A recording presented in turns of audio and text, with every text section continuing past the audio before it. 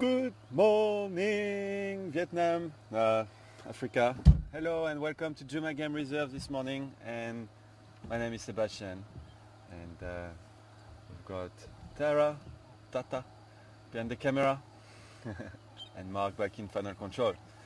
And I'm back, as you can see. And for those of you who were on drive with us yesterday, I was already back yesterday afternoon. I was directing yesterday afternoon. And the good news is I'm back, and the bad news is I'm not back for very long. So unfortunately I have to open the drive with not a very good news. I'm only staying for a couple of days, and then unfortunately I have to fly down to Cape Town for some more editing work, which means that sadly this is my last presenting day, if I can say it like this.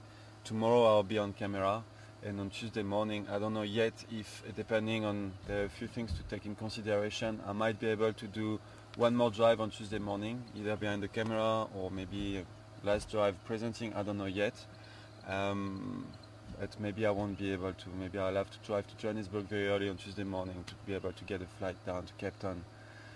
So let's see. But for sure,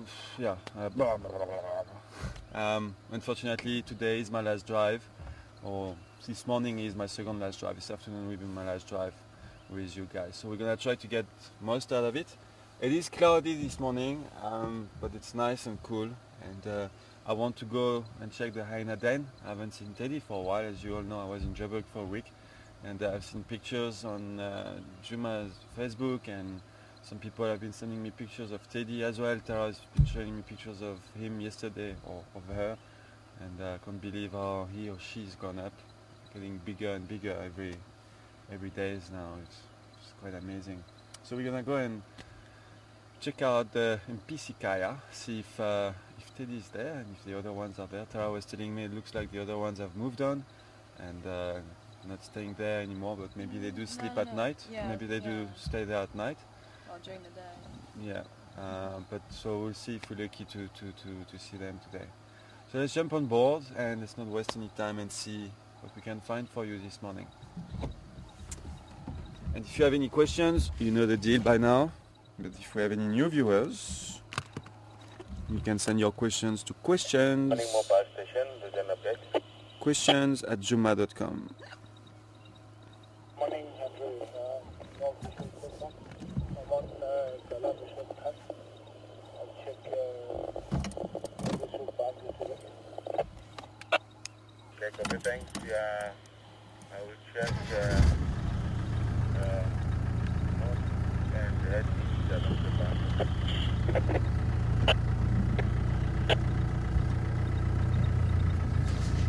Good morning stations. I'm also getting mobile. Making my way to BCK on Lois Road. We'll let you know if it's active this morning.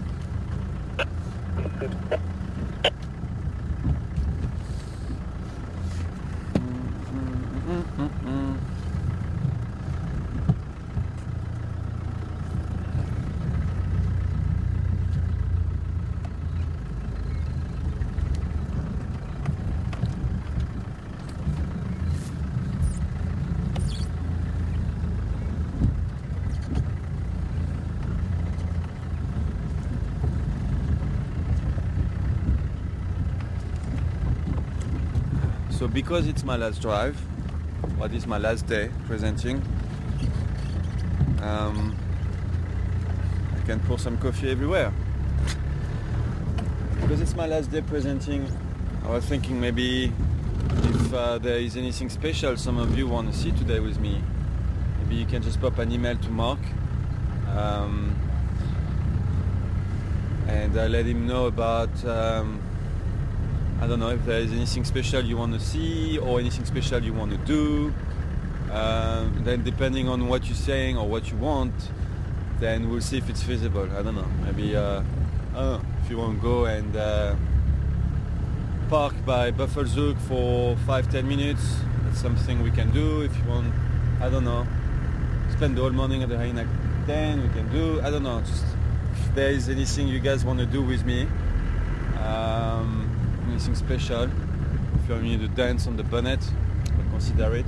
Maybe I'll do it again this afternoon. But yeah, I don't know. I haven't really had time to think about it either. To be honest, I had a very, very busy week in Johannesburg. I was telling Mark and Tara yesterday. I actually went to bed like 4:30 in the morning on Saturday, just to be able to finish some editing work for Wild Earth in 3D. So since I left Juma on Saturday last week, I arrived in Johannesburg in the afternoon and just been locked in an edit suite in the office for like an average of 13 hours per day, doing some 3D editing. And Friday, Saturday was actually the worst or the longest. Probably worked like 22 hours. But I finished what I had to do, which is good. And which means I also didn't really have time to think about what I want to do on my last day of presenting. I kind of want to take it as it comes and see what we can find. But if there is anything you want on your side, if you want to stop for flowers, if you want to stop for, I don't know, you usually do flowers with Mark, so Mark's gonna still be driving. Mark and Tara still are driving until Thursday or Wednesday, I'm not too sure. Thursday, I think.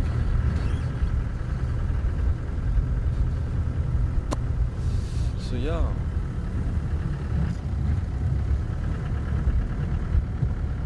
As long as we don't get any rain, because I don't really want to spend my last day presenting in FC. Not that I don't want to talk with you or to you, more like I'd rather be outside and driving around.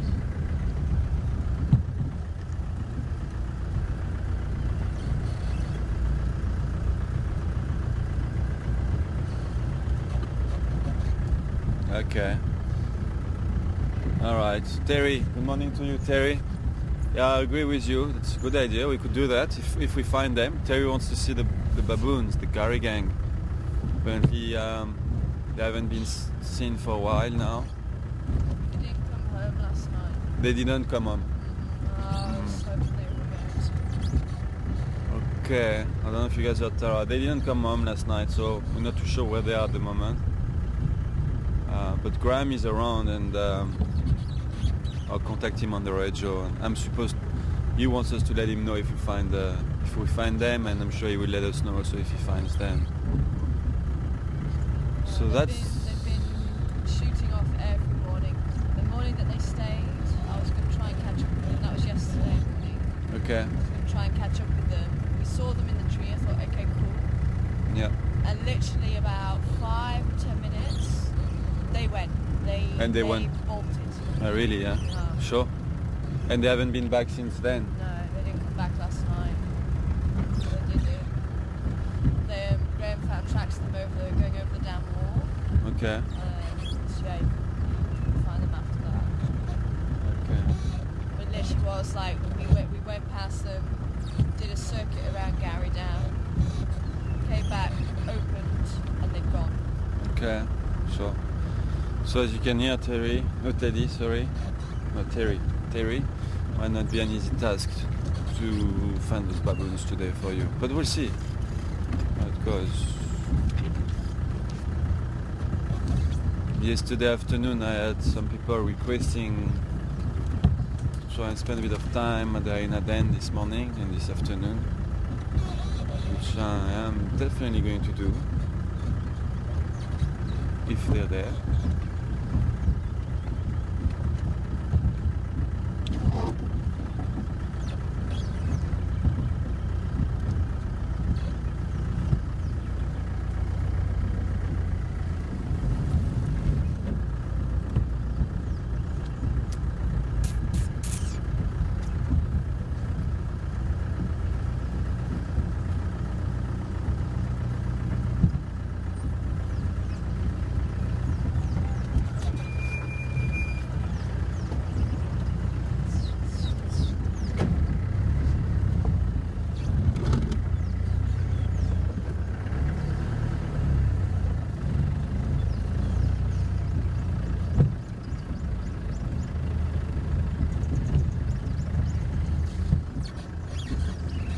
sleeping. Looks like they're all sleeping. Mama is here though. How's your baby? Oh, there they are. Good morning. Is that nice from here?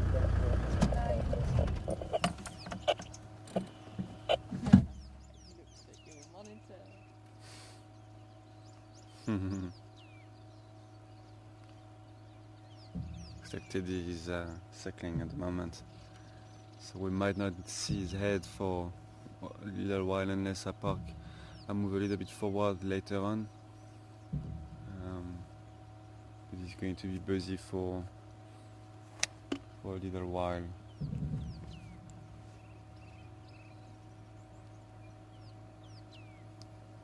I've got the Mafazi and my Pimpan Lala Panzi at the MPC Kaya on Doris Road. Mr. What animal we got?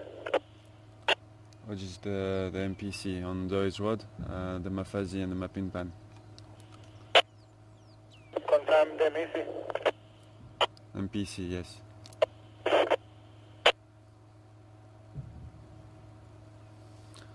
Doesn't really look like a very comfy position where she is now.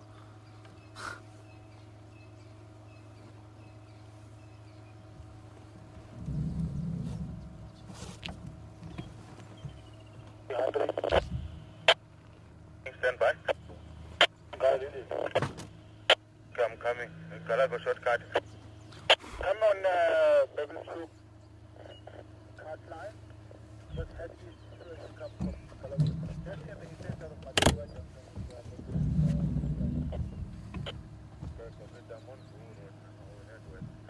Yeah, no, I was through my cousin.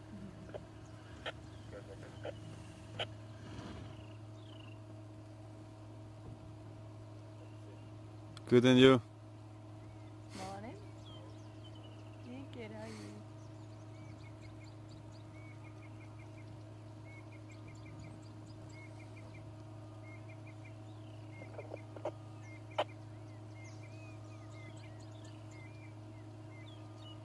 Coming. Oh, yes, standing by? Yeah, we also got him a passing Ghana on the fire direction. Guys, to the east of that small junction, joining on Kalago shortcut on the fire break, Ghana Panther. Oh, nice. All right, okay. I'll make my way there a little bit later. Thanks, info. Gram.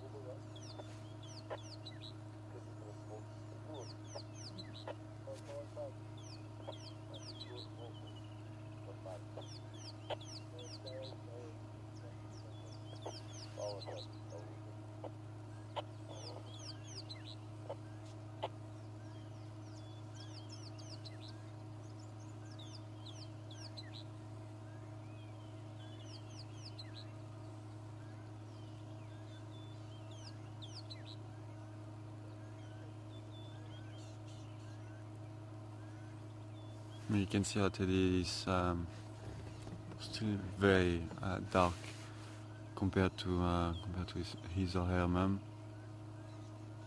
He's got lots of spots now, though, but it's still got a very dark fur, especially on the back.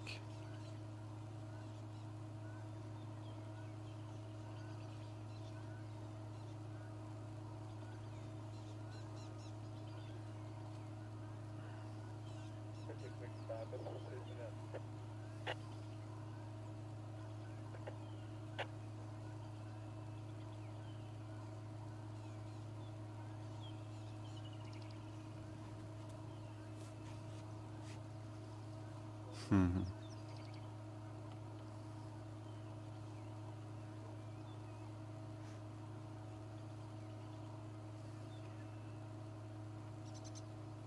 I cannot be comfortable in this position.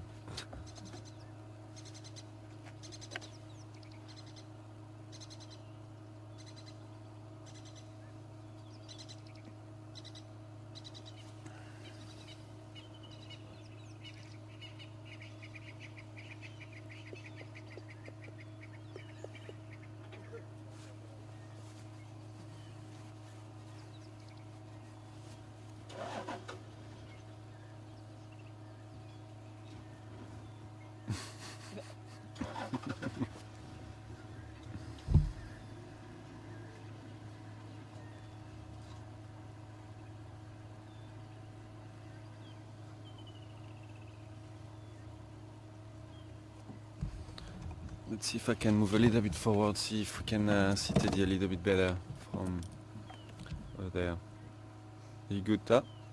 Yeah.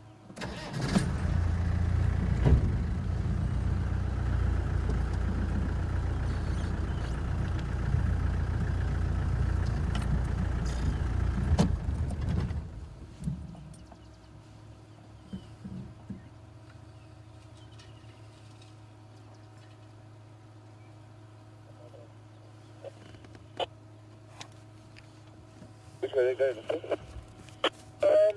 Just hitting the fabric, heading sort of north towards the Hyena. I don't know if that will cross to the north or...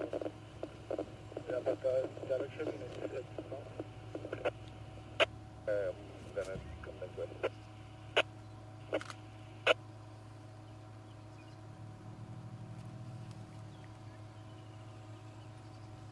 The boundary to the north.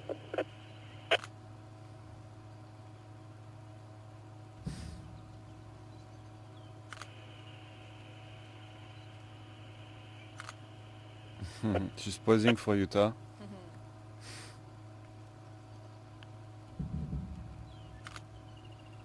Looks like she's got a bit of a wound on her left paw. Small wound there. On the road there that cross to the north.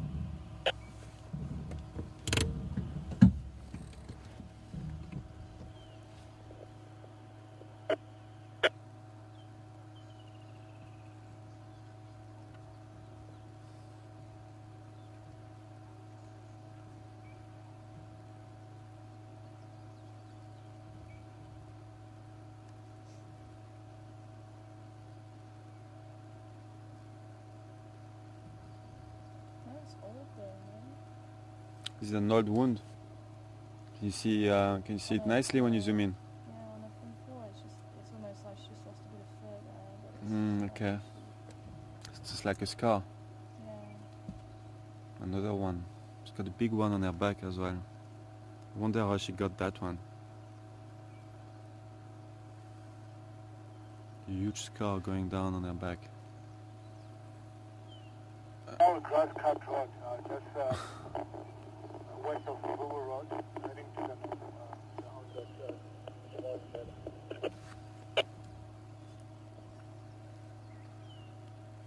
Should be very clever. What we had yesterday then? It was in Galas. Is it one or Two. is it two? Ma Fazis, Maybe it was them I heard yesterday. But I think they're going north now.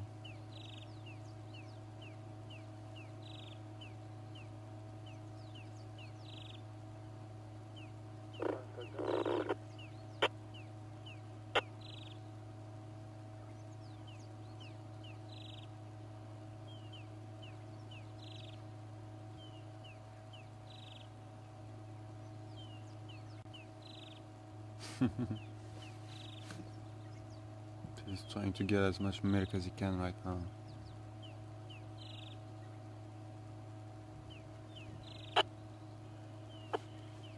Confirm what you told her. Come again?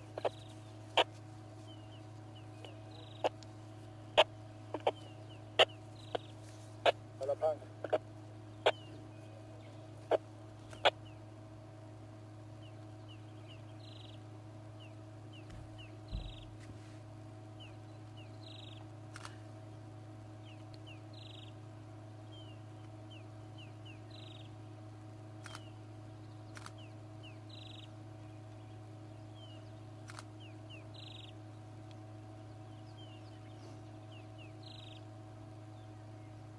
where still Lalapants on the fabric, east of the junction Vuvu, and Gari Pepe to Katlan, open lock. And you got the Madonna from last night? Sam, it's just Lalapants on the junction, but right on the fabric.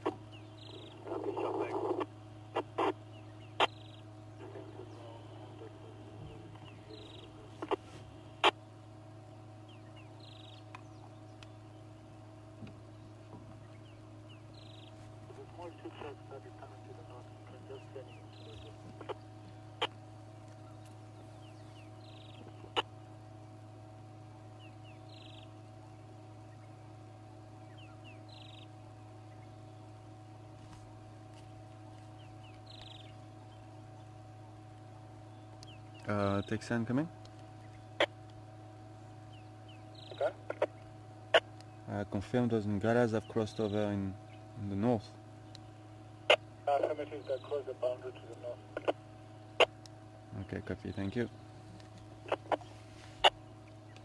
You copy about Duna, Sebastian? Yeah, I copied you, thanks info. I'll make my way there very soon. I copy, thanks, yeah, but I left him open lock. He just Lalapants. Who is that, by the way? Which Ingwe? Yeah, I just left him. It's on Vuvu junction. Okay, copy. Do you know which Ingwe it is? Yeah, I'll be in. And Duna. Okay, copy, thank you. Could go and see Induna. That would be nice to see Induna this morning. Apparently Induna has been seen in the north, at the junction of Mvubu Road. I think that's where apparently he was left last night. Yeah, he's had a kill on the tree. Ah, yeah. Alright, okay. So maybe we could go and... I haven't seen Induna for a while. We could go and check him out. He's lying down, so it doesn't look like he's going anywhere soon. But I don't want to wait too long. He could be active any minute, and then if he's done with his kill, he's probably not going to stick around for very much longer now.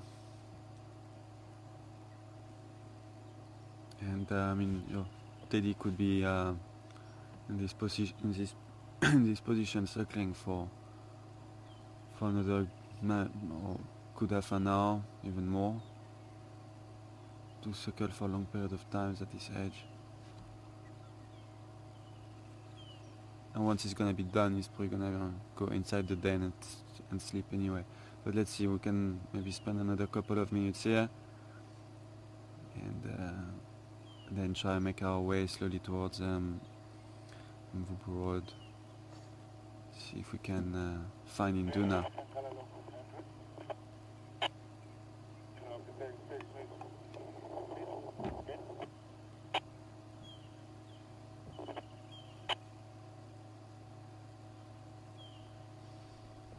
The junction of Mvubu Road, right? Mm-hmm.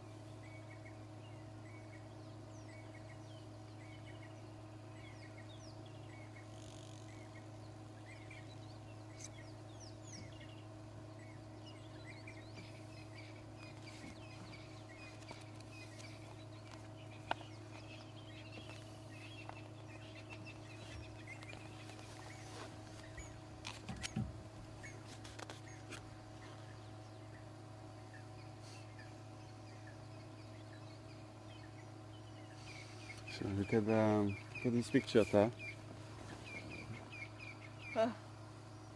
Doesn't it look like exactly like Teddy? Yeah.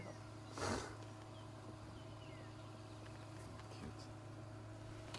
Just open a book here about different mammals in Africa.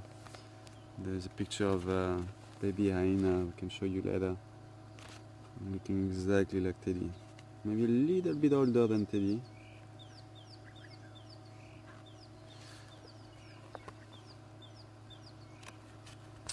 And I opened the book because Stacy from Australia was asking how old do hyenas get in the wild, and actually not too sure, so I wanted to see if I could get some numbers in this book first before I say anything.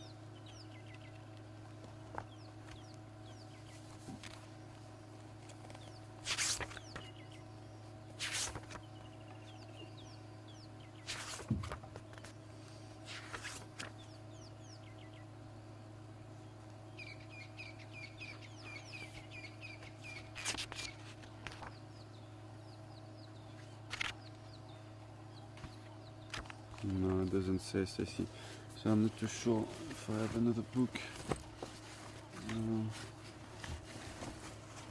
Maybe this one will give us some numbers.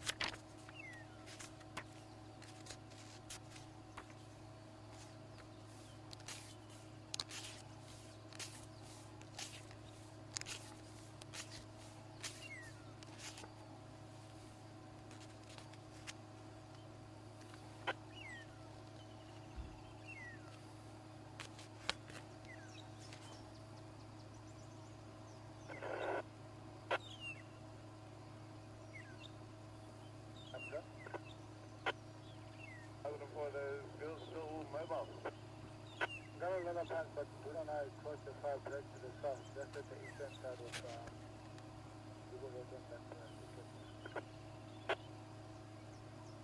okay, yeah, sorry for your loss, but Gala.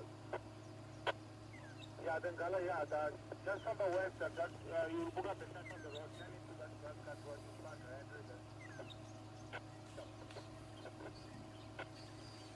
I can't really find any numbers, Stacy. So I don't know, I'm gonna have to give you a guess. Probably 15, between 15 and 20 years, or maybe just under 15. Maybe if you guys can look for me, I don't know. I actually am not too sure what would be the lifespan in the wild. I think there's been different quotes. I think there's been between 15, 20, 30. So you also think it's a good guess, between 15 and 20? Yeah. But I think there's some that quote about 30. 30, yeah? 30, Wow. 30, I think, if I remember rightly. If you guys can have a look maybe for me, let us know. Maybe try also and find in captivity to see the difference, the lifespan in captivity and in the wild. Yeah, that's I think around 15 and 20 should be a good number. All right, we are slowly gonna make our way towards where Induna is before he gets active, unless you have a few Hyena questions, Mark? Mm-hmm.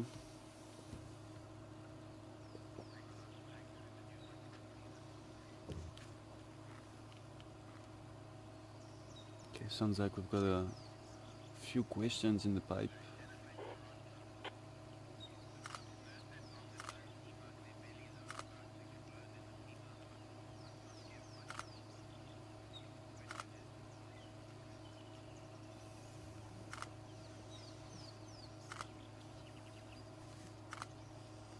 All right, I think okay. I think I understand your question, Jennifer, in Toronto, saying if the pups are nursing, talking about Teddy, he's nursing for so long and it doesn't look like his belly is gonna explode, then the female must not be giving a lot of milk.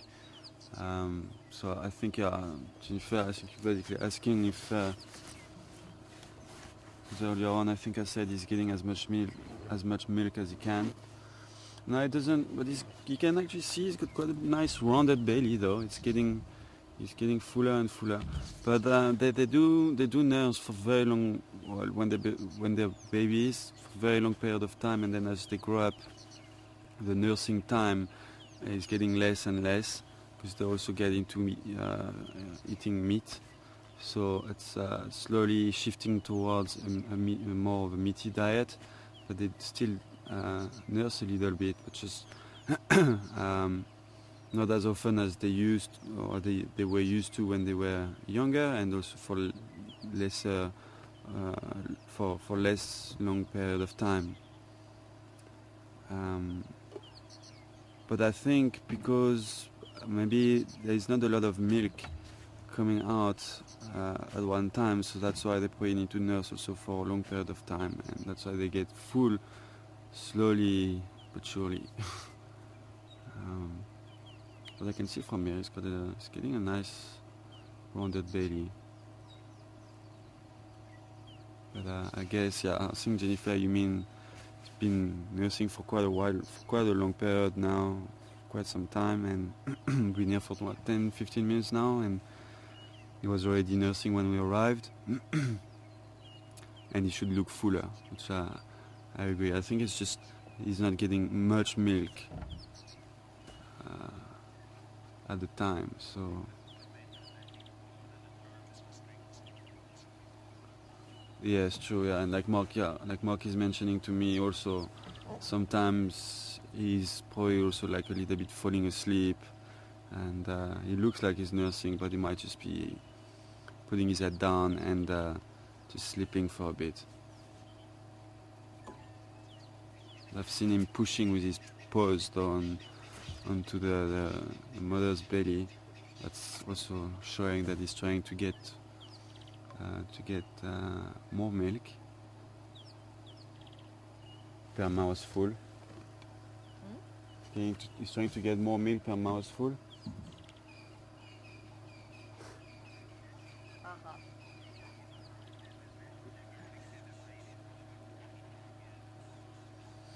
Oh wow, okay.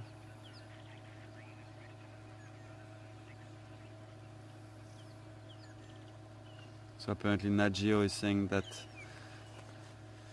25 years old would be the lifespan of a hyena. Alright. If Nat Geo says 25, then it should be the correct answer. So here we go, Stace, around 25 years old. I was saying between 15 and 20, it's a little bit more. Interesting. No, Probably depends on the area as well, exactly, and you can't really say. There are lots of things to take in consideration when you're talking about an animal's lifespan in the wild. But let's go with that for now, around 25.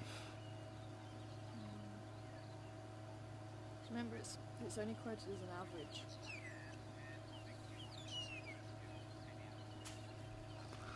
Oh, Suzanne and Vicky, good morning to you. I wish I could give you an answer to that, Suzanne and Vicky. I don't know yet. We know nobody knows. It's difficult. Suzanne and Vicky want to know if Teddy is a boy or a girl, and you might hear us talking about Teddy as a him or refer to Teddy as a him or a her. But it's we don't know yet. It's too young, and it's very difficult with hyenas to differentiate the sex organs. Even when they're adults, sometimes it's quite tricky. So when they're pups like this, it's you can't base yourself, or you can't. It's very difficult to figure out if it's a male or a female. So for now, Teddy is both. He's a male and a female. He's a he/she.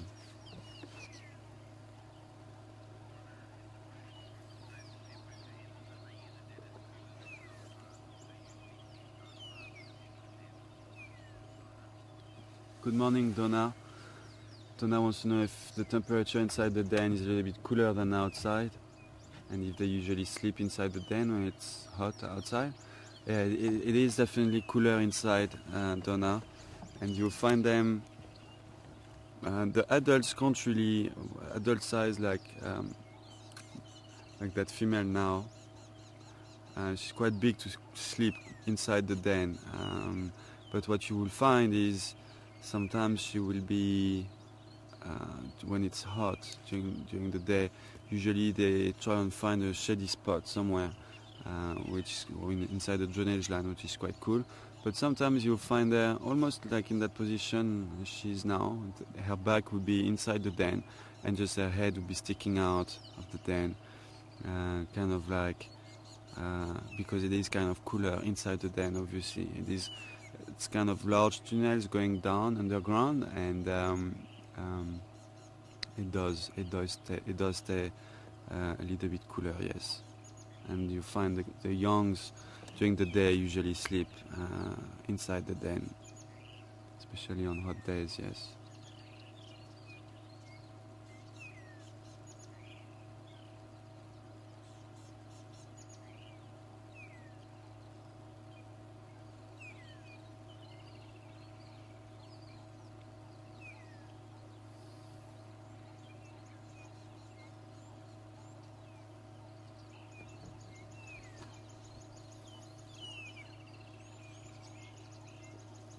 Come on, lift up your head, Teddy. Just for the camera.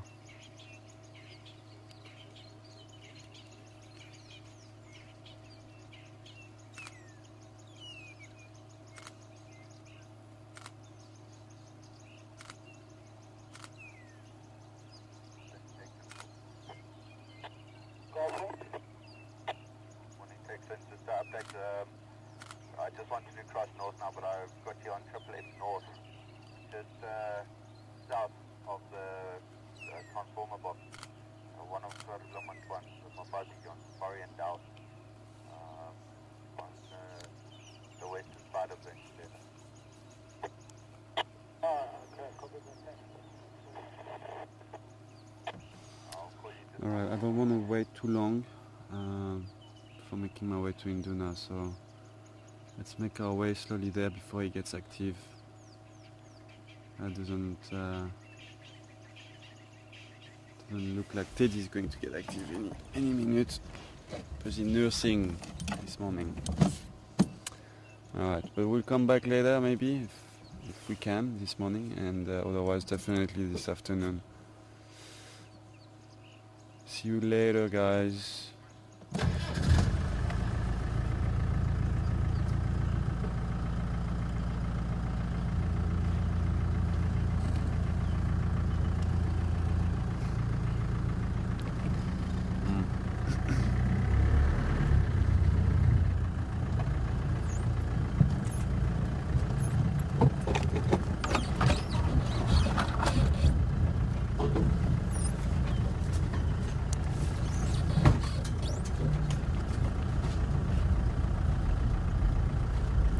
All right. Who was that? Sorry, Mark. That last question.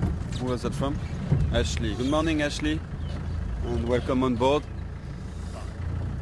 Ashley wants to know until what age would Teddy be nursing on his mum. They do nurse for a long period of time, like I was saying earlier. I think, if I'm not wrong, I think even though they are slowly shifting their diet towards meat, even up to like 6-7 months, they will still be nursing, but just for less period of time. And not as often as when they are just a couple of weeks or a few months old, like Teddy is now. I think they get completely weaned, fully weaned, around a year old.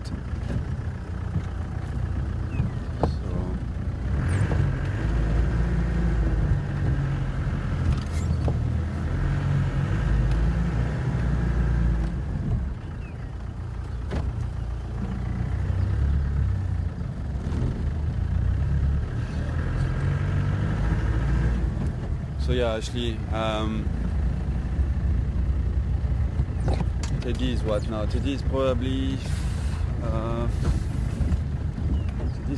or 5 months old now. Yeah, close to 5 probably by now. Between 4 and 5.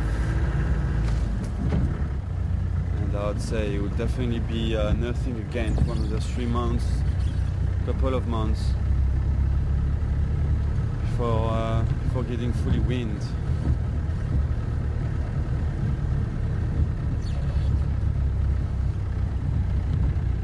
It doesn't mean that he would be independent, though. He would still be with his mom, and she will slowly start taking him on hunts and stuff so that he can get independent. They get usually fully independent around a year and a half. A year and a half old.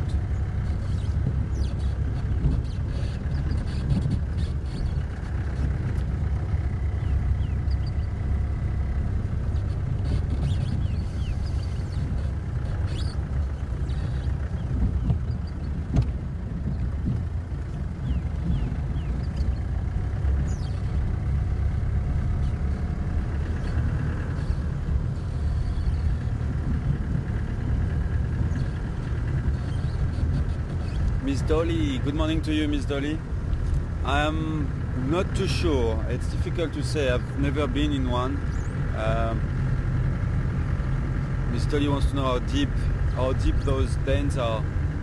All I know is they are quite deep, and there are lots of tunnels actually that are made by the babies, and they actually make those tunnels to be able to protect themselves from the adults, so that the adults can't go in there. The very narrow tunnels that only the babies can get in, because as you know, the adults might sometimes try to kill the babies and eat them, unfortunately. So it is that kind of natural instinct to protect themselves, and when they are just a few weeks old, I'm sure Teddy did it, they do dig very narrow tunnels inside that den, and they go quite deep. But how deep? I don't know. Probably a few meters or so. Could be like 10, 25. So a few meters, not the best answer I could give you. If I would have to put a number, I'd probably say 2 meters deep max.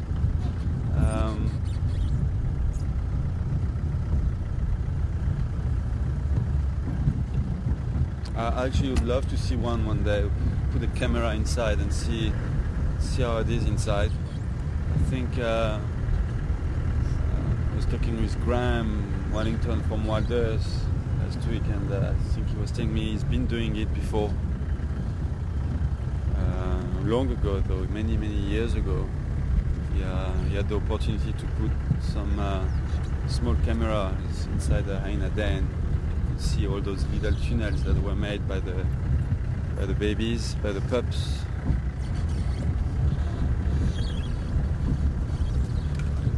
I think think meter, between a meter and 2 meters deep.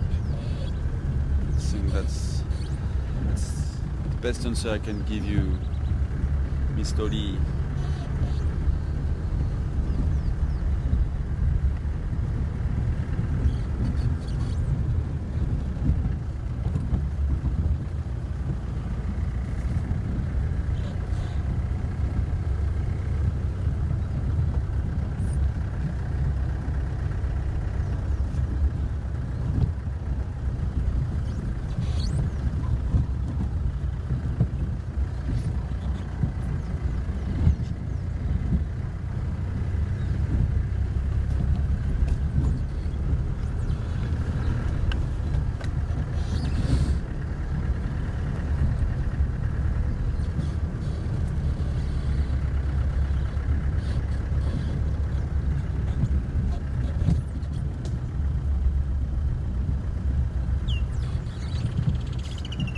Oh, it's my first woodland kingfisher, Ta.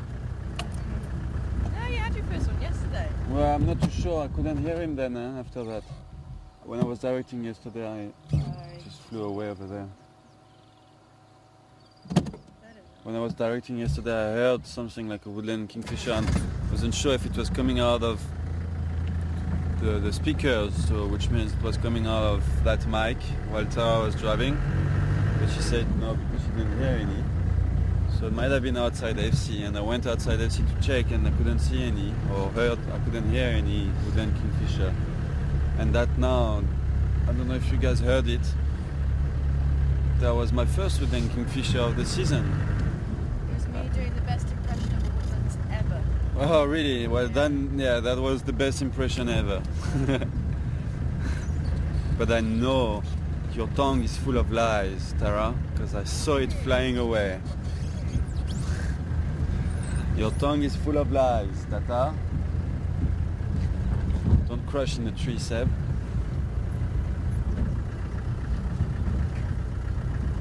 Not now. It's too early.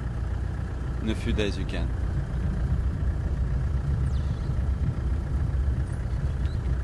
So, that was my first woodland kingfisher.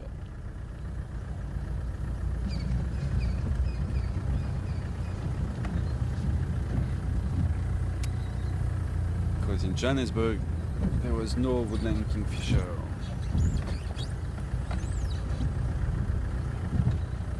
I didn't see much of Joburg actually. Just was locked in that edit suite for a week.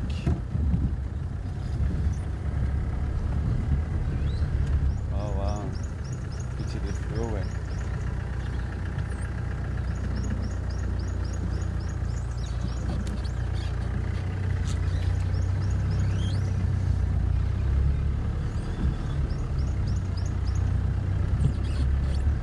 Nice parrots just flew over us.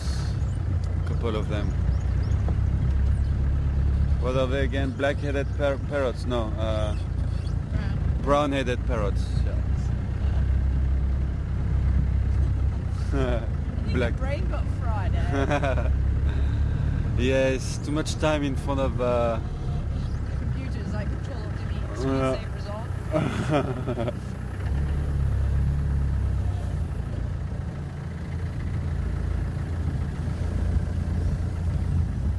Yeah, it's not good to spend 14 hours looking at the screen, is it?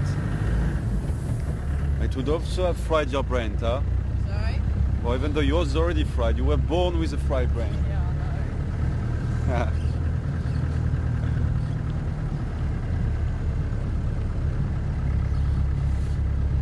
Yeah, my brain is cooked. Yesterday I thought that the afternoon drive was finishing at 6:30. So when I was giving a time check to Tara, I was telling her, okay, you got half an hour left. She had 1 hour left. So I'm saying yesterday afternoon I thought the drive was ending at 6:30. Time check half an hour. Oh no, sorry, 1 hour. Are you talking on Channel 2 and going, Seb? And that, Channel 2? yes, yeah, yes. No. Seb, you're on Channel 2. I know, I'm talking to Mark. Oh. channel 2, guys, is the channel, the radio channel for everyone. So everyone could hear me telling Mark to close the iris or I don't remember what I was saying. Oh well. You weren't joking when you said, how do I direct? That happens. So I'm guessing there are lots of impala babies around, eh? Yeah, lots. Because before I left, I saw a couple on drive. So Shivinzi and Shivambalana haven't killed the first impala baby yet. Not yet. Rula has. When is the last time you saw them, the cubs? A couple of days ago. Mark had them, not yesterday, the day before. When you had- And I had them the day before that. When you had the lions? No. Same day as you had the lions? Yeah, but we didn't have them on camera. Okay. Last time we had them on camera was the day before that, I think, or the day before that. Okay. I was in Johannesburg that morning and I went on Facebook, on Juma Facebook quickly, and I saw all those pictures of lions and I was like, oh wow. Looks like my friends. Juma had a nice drive this morning. And I saw pics of where the Matimbas. Yeah. Matimbas and I think leopards as well that morning. It was quite a nice game drive that day, 2 days ago. Cats came out to play. Sorry? The cats came out to play. Yeah. Well, I didn't mention it earlier because I wanted to hear first what they were doing, and otherwise I would have made my way there. But there were 2 lionesses on the junction, on the fire break as well of Buffelshoek Caricat line, but they were mobile, so I just wanted to see where they were getting to before leaving the Hyena den and trying to make my way there. And halfway there, and I hear the gun, which is exactly what happened. They crossed into the north, so we are not going to see them. 2 lionesses from I don't know which pride though. Could be the Salalas maybe.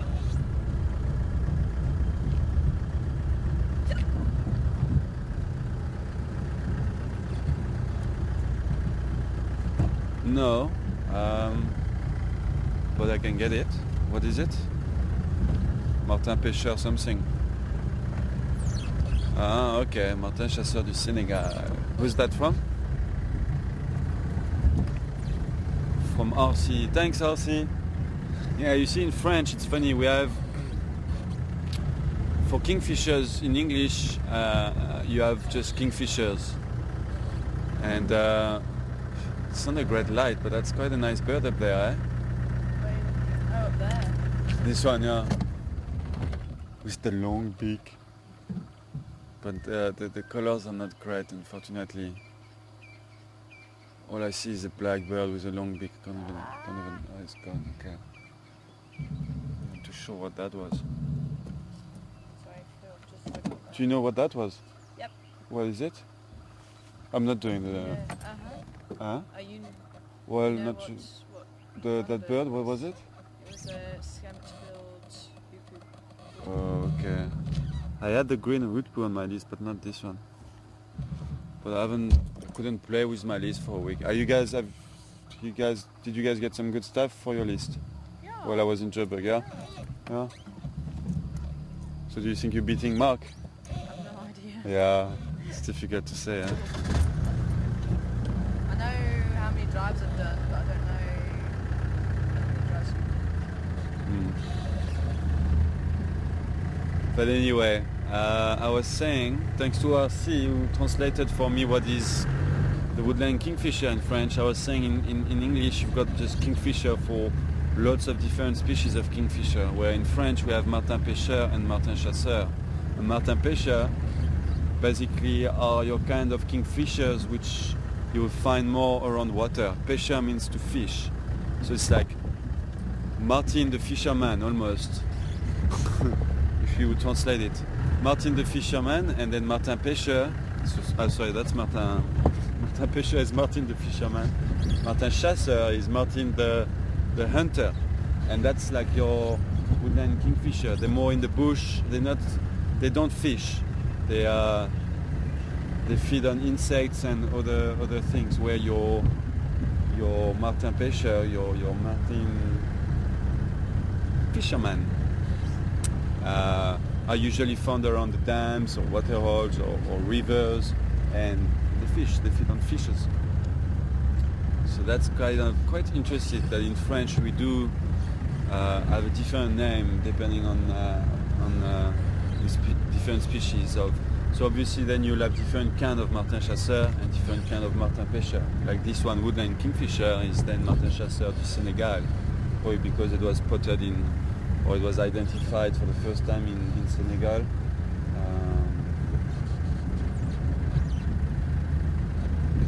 So the dam looks quite full actually compared to when I left. It's a little bit, yeah, it looks a little bit fuller, yeah. Okay. Unless my brain is playing tricks on me again. Yeah, well, we did have a couple of bouts of rain, so... Yeah, you had some nice rain, huh? Mm. Just a couple.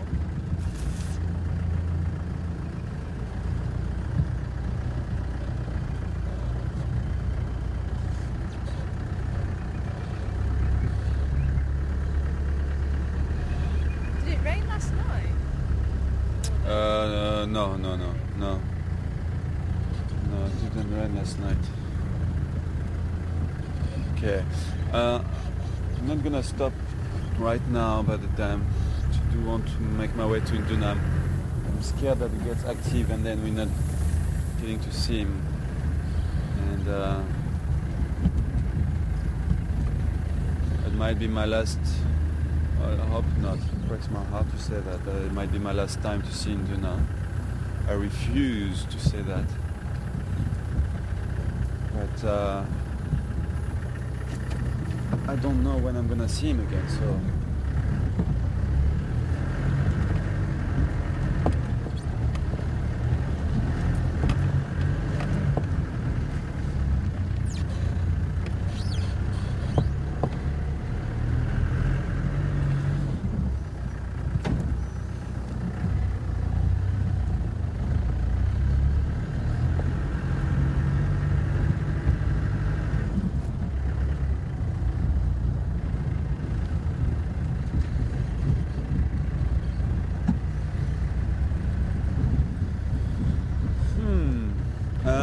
You probably had more hyena questions, Mark, if you want to fire them at me while I'm making my way to Induna. Not really? Okay.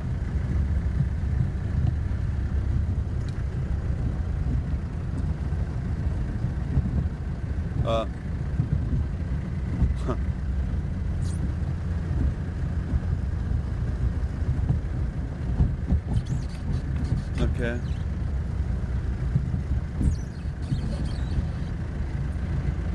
Okay, so we did get quite a few emails back. Thanks, guys. All right, welcome back, guys. I don't know if you lost me. You probably did. Wirecast, which is the software we use to broadcast to you, just crashed. So Mark had to reopen it, and that's probably why you did lose me for a couple of minutes. And I was saying that a lot of people came back with a few things that they want me to do. They want to see Teddy, which we did already. They want to see wild dogs. Here we go, but we don't have time to stop for them, so we're just gonna pass the wild dogs for now. Let me just say hi to this gentleman. Good morning. Morning, Info. How are you doing? Good. Hello. Hello. Did you see that ingwe over there? Not yet. Okay. Ah.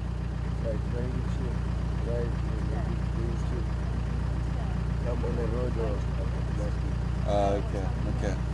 I'm gonna try to relocate him as well. You saw him yesterday on the kill? No. Okay.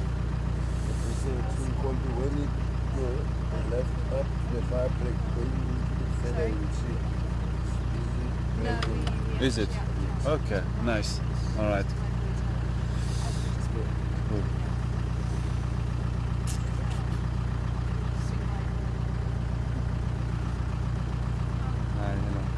All right, enjoy your drive, guys. See you later. Yeah. I might need you to go forward for me, please, because I want. Yeah. Thank you. Bye.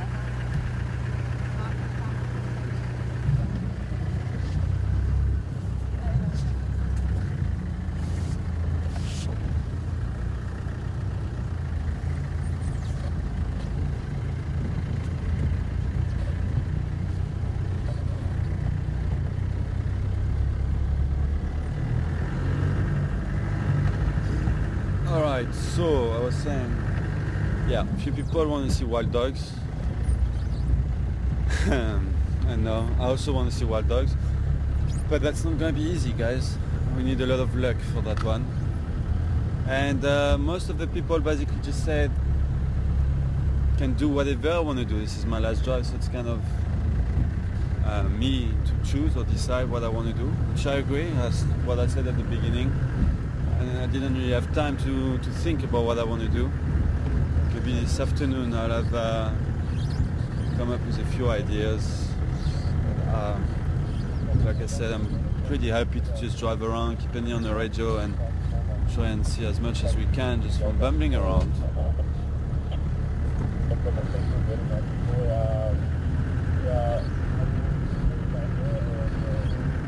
Some people want us to do the chicken dance in French, huh? Maybe tonight. We already did that though. Sorry? We already did that. We did it a while ago, yes.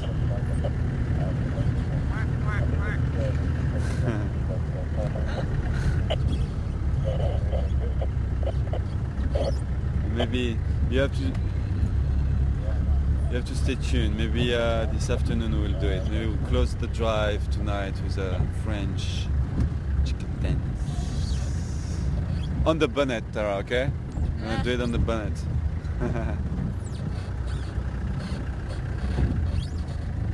So you kind of know where that Induna is. Well, I know where the kill was. Okay.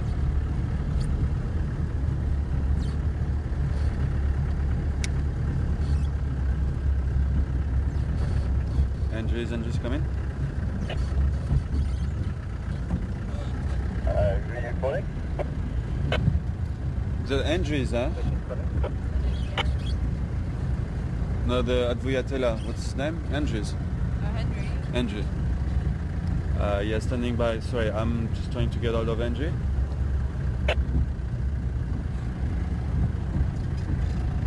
Andrew here. No, that's Andrew. Morning, Andrew. I meant Andrew, not Andrew. Andrew, not Andrew. Yeah, just ask which stations we need going. Stand by for? I just wanted to know if any station went to Induna this morning. Is he far from his kill? Head south from Ubu Road from the junction. Yes, south, but the last station was taken. Okay, copy. Thank you, Andrew. Texan, do you copy me? Let him call from he was just heading to the south, just at the eastern side of Ubu Road. So we want to come out somewhere. Ubu Road, so just Okay, copy. Thank you. Yeah.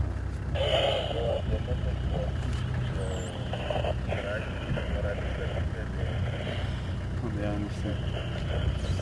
Yeah, what I didn't want to happen happened. He got mobile and to relocate him now. Actually, the best thing to do might be to just drive back on Bubu Road again, because that's where he might pop out. Where was his kill?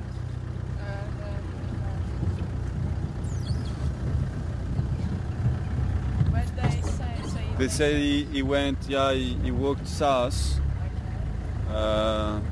southeast, so he might, text is saying he might pop out again on Bubu Road.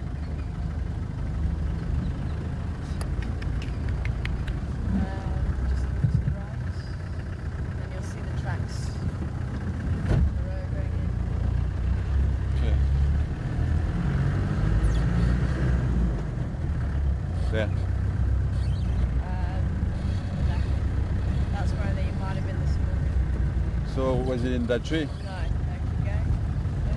Ah. But he might have been there this morning, that's why you might see all the tracks there. Yeah. When they filmed them. There wasn't that much left yesterday, so we're back to Yeah, he's probably finished it overnight. He's moved on now. Up on the left. That one. Yeah. Yeah, there's nothing left. There's nothing left in there. Yeah. All gone. Yeah. Okay.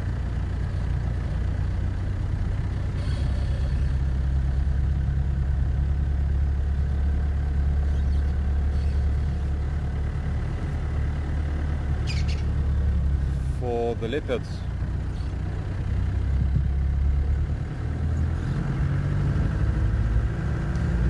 Alright, so let me make a U-turn here and get back on Vugo Road. I guess this is our best bet. If we have a bit of luck, we might see him there. I have to scan the bush also. I'm gonna drive slowly and scan on the left and on the right. Sorry, that. Sorry.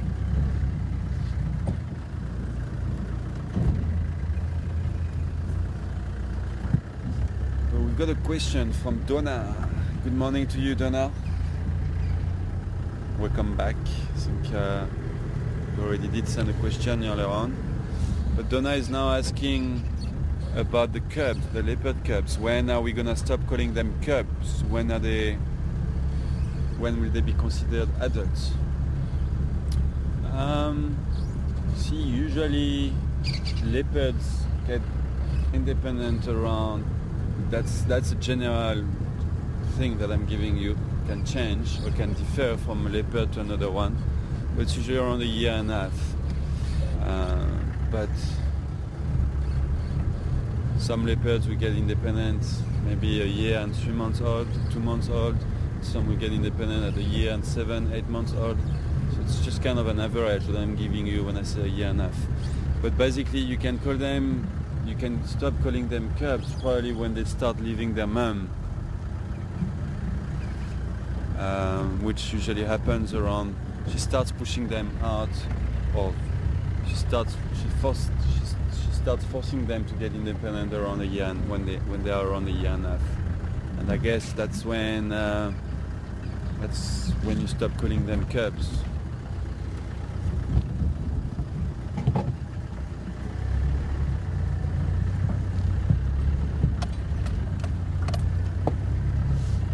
I remember when I arrived a year and a half ago in Duna and Mishu were still with their mum at the beginning of when I arrived, and everyone was calling them the cubs. And then we had those couple of drives where we saw Kerula kind of hissing at them and kind of pushing them out, forcing them to become independent. And then they were not really being called cubs anymore. They were just Induna and Mishu now. Big boys, grown-up boys. It's very thick bush now, yeah. Difficult to see Induna in there. Might even be in the drainage line. So I don't know if we'll be lucky enough to relocate him.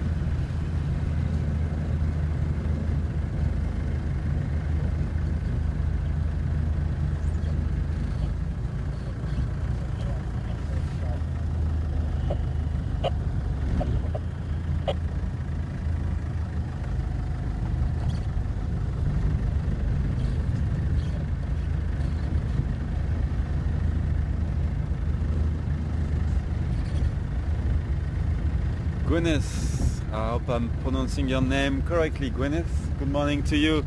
4 years and a half old, and watching the live drive this morning, our safari with their grandmother Suzanne.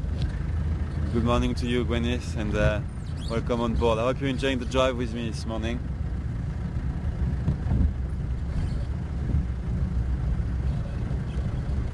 I'm glad your grandmother Suzanne put you in front of the screen this morning so you can experience a nice live safari in Africa.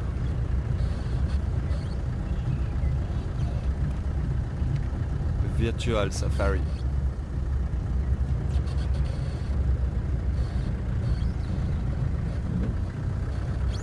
Gwyneth. I've never heard a name like that before. Gwyneth. You heard? Gwyneth, yeah. Gwyneth Paltrow. Gwyneth Paltrow. Oh yeah, the actress? Yeah. True. Okay. It's really not a No, it's not a common name, and yeah, especially not in French. Because I do speak French, Gwyneth, and I'm saying in French there's no Gwyneth name. But you've got a pretty name. Very pretty name. Gwyneth, like Gwyneth Paltrow. Actress.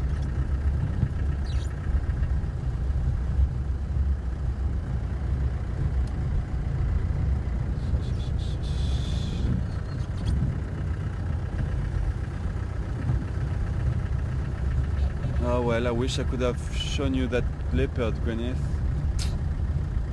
Could have seen a leopard live from Africa. I see impala and impala babies over there, but no leopard.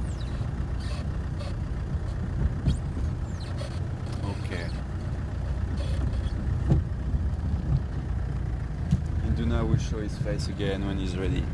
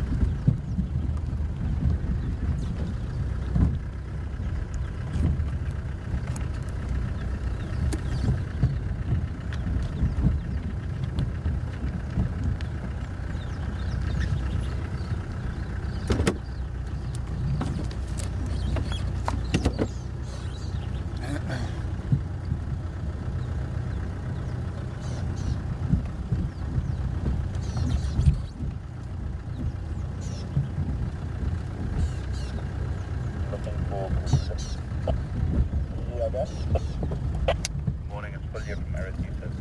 I just got an update from the guys on the western side. She moved straight east in towards Polar Plain.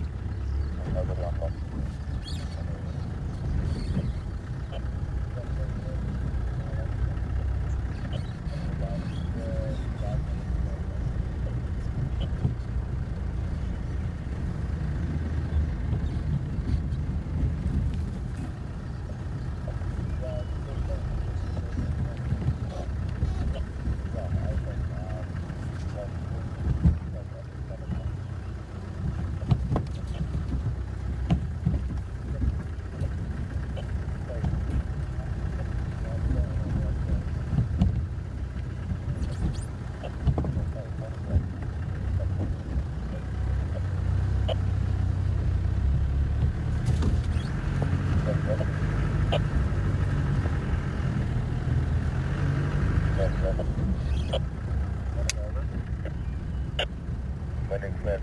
I'm right here to the Impala Plain. Okay, copy, yeah. Because I think I was on top of Chicken. It's north of the transformer, complete north.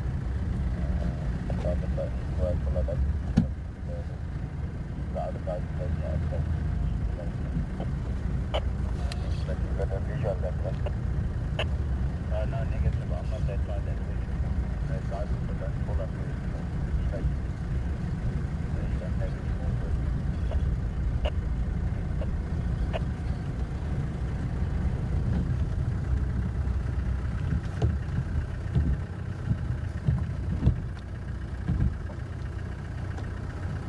Okay, we'll do that. All right.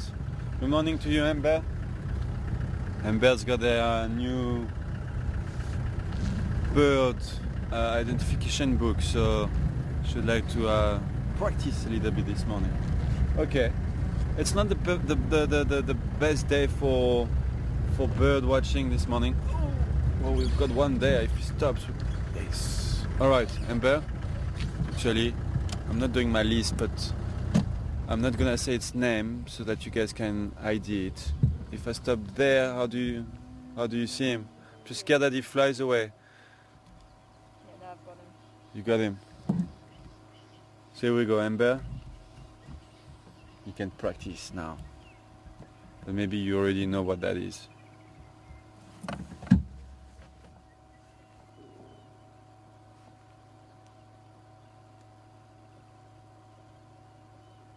One down. Caught something. And flying. Where are you going? Over there. Okay, let me try to get a bit further. He's got something like a, I don't know, locust or he caught something on the ground. What about here? Yeah. Maybe through that gap. Tell me stop. I don't know where you're going. Is there? Oh, you can't see it. Is okay. Let me reverse. You didn't see where he landed. Okay, I'll show you now. You see. Oh, no, I see. Yeah, no, he's okay. Oh, you got him there though. Okay, we got but Amber and Joanne already came back with woodland kingfisher. Yep. Sorry? No? It's not the woodland? Oh, sorry. I don't know, I can't really see because I don't have a monitor, so when you zoom in and I don't have my binos. But Amber and Joanne said the woodland. It's not the woodland. Is it the brown-headed? Yep. Okay. Full red bill. So you still need to practice on your book, Amber. It's the brown-headed, this one, not the woodland. And that's what I was saying. It's not the best day for bird watching because the colors are not really nice. And all I can see from Uganda is a kingfisher, black kingfisher. I don't really have any details. And I actually did think as well that it was a woodland. Alright, let's carry on. I wish my monitor was working so that when Tara zooms in I can see what you guys see. But I hear woodland kingfishers singing around, calling. Yeah, Station Full, yeah. I'm leaving a lot of the Shaman doves. They're heading further east. From Weaver's Nest in Clela. But we'll do some more, Amber, don't worry. If I find some more birds, we'll stop.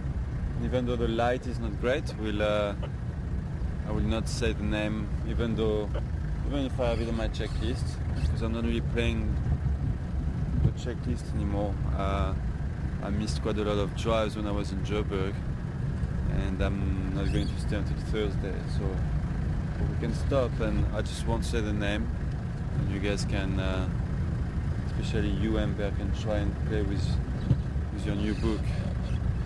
I can imagine how excited you are. I know how it is when you get a new identification book. You just want to practice with it. It's a good thing.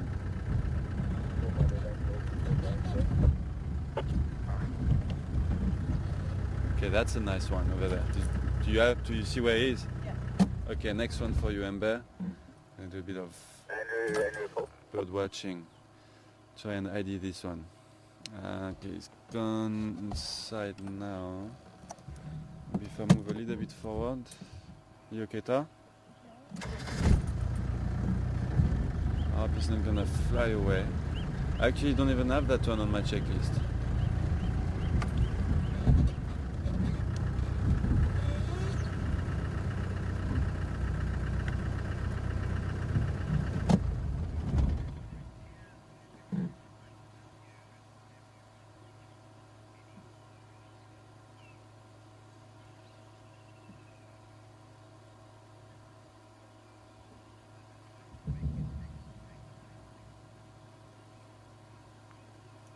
Do you still see him? Not really, no. I don't really haven't. I think he's gone. I think it's still right at the back. I just saw movement. Right at the back. Yeah, it's still there. Oh, there he is. Like, you see me? Alright, bye. So this might have landed over there. Let's see if we can see him better. But Louise and Becky, thank you. And yes, I know, it is sad. Louise and Becky are saying quite a lot of people are in tears in the chat room because they will miss me, and Teddy will miss me, and I will miss Teddy, that's for sure. I'm going to miss all those great sightings. I'm going to miss you too, guys. And I'm sorry, it is sad, but it is life as well. Things never last forever in life. And that's why you must never take things for granted, because then you might lose it at any time, and that's exactly what happened. Where are you now? You're gone. What are you looking at? Well, he was at the top at the top of that branch just now, Okay. and I don't know if he flew away or. You didn't really have a nice visual of him earlier on. Not a great. Yeah. Not a great one, no. Not enough for Amber to ID it. Amber and other people, of course. Let's see. It would be nice if you can ID this one. It's an interesting bird. But yeah, Becky and Louise, thanks for letting me know. And I'm sorry for everyone in the chat room being in tears. But don't be in tears, guys. Don't cry. It's not nice. I don't like people who cry. I like people who laugh and smile. And I know it is sad, but yeah, it is life, and who knows? We will. Future is full of surprises. And once again, like I just said, things are never forever. So you might not lose us forever. We might, I don't know, the drives might reopen one day. Something else might happen, and we'll get to work again together and bring you another project. Bring you something else live. I don't know. You know, there lots of things can happen, and we'll definitely keep in touch. I'm sure Tara and Mark will also keep their public profile open and keep updating it with what we're doing and where we're going, and so that you can keep an eye on us. And see if one day we can get to work together again and bring you something new. So don't stress, don't be sad. I know it is going to be, I know how much you're going to miss the drives. I realize that. And believe me, we're going to miss it as well. It's the best job in the world, and now, well, we have to find another job, and it's going to be difficult to find another cool job like this one. But let's see, life is full of surprises, and I'm sure we will all bounce back onto something nice.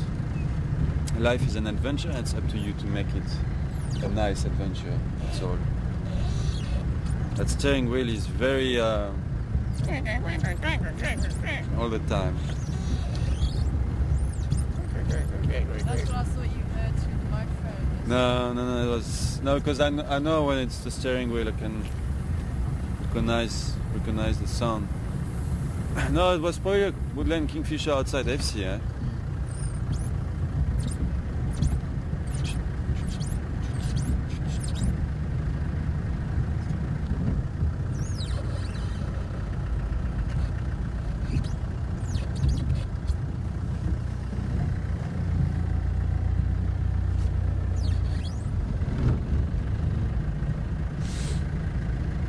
Okay, so anyway, we couldn't find that bird again for you, but there was a Burchell's cuckoo. the rainbird.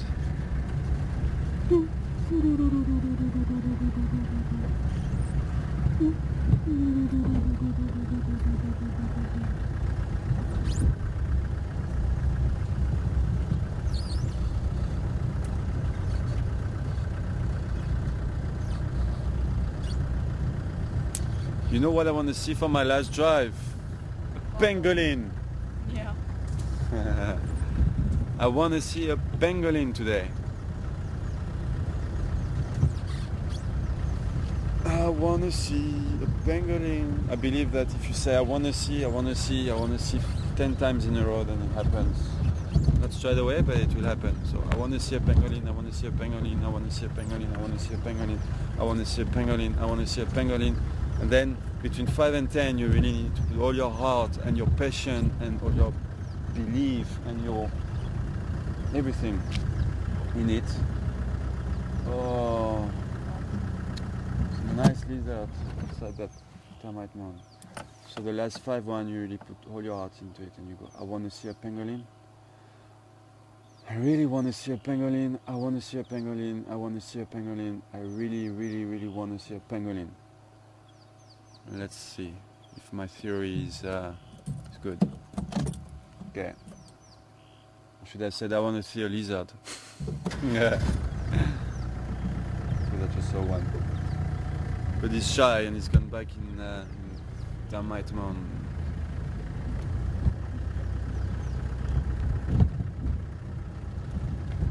So what are you gonna give me if we see a pangolin now? For today, Ta? Not as much hassle as I usually give you. Well, I'm not talking to you anymore. It's over, Tara, it's over. What, the pangolin search? No, you and I, our friendship, it's over.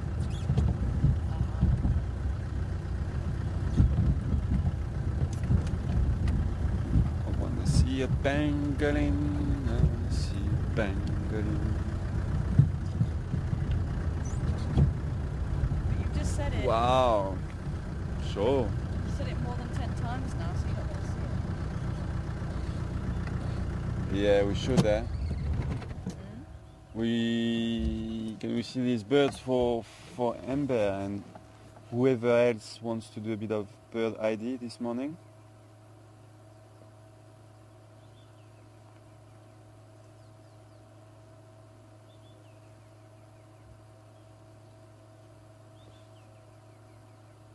There's something big in there.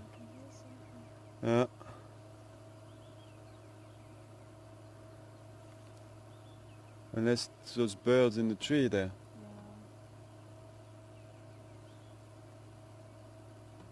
Oh, that's them.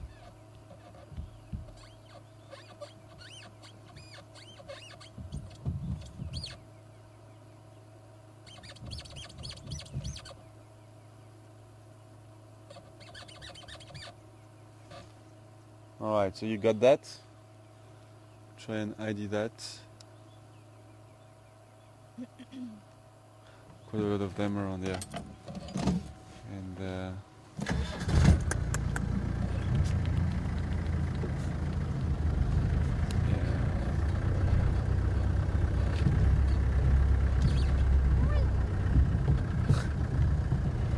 you can't resist, eh, Tara? You have to communicate with them.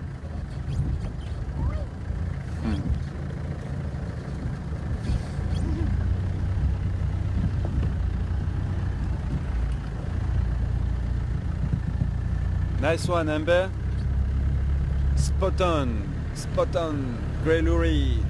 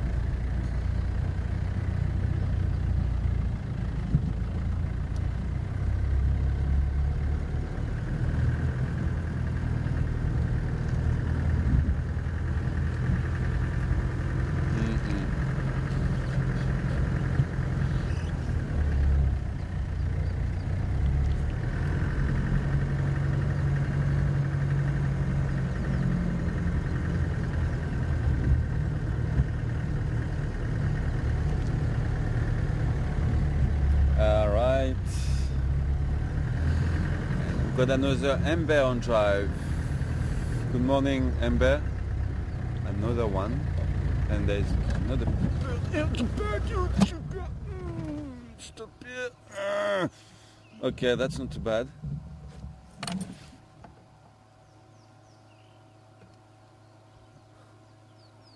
Couple of them around actually. So here's your next one, Amber.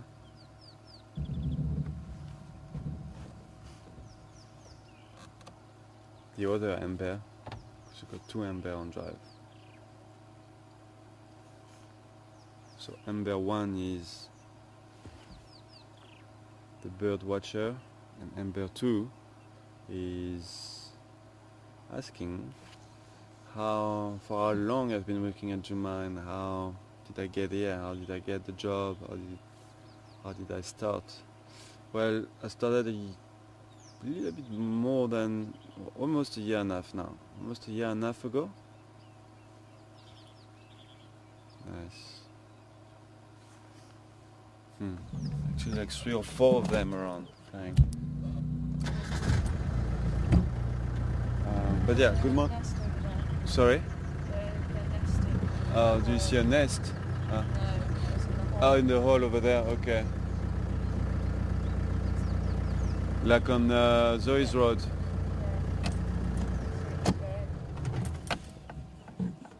Yeah, I see them on the ground there.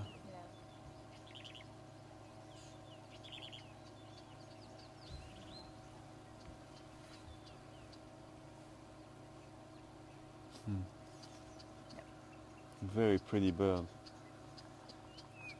Very fast as well.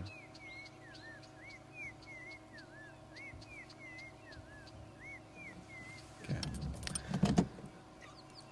So yeah, Amber, I was saying I've started a year and a half ago at Juma, and I started as an editor.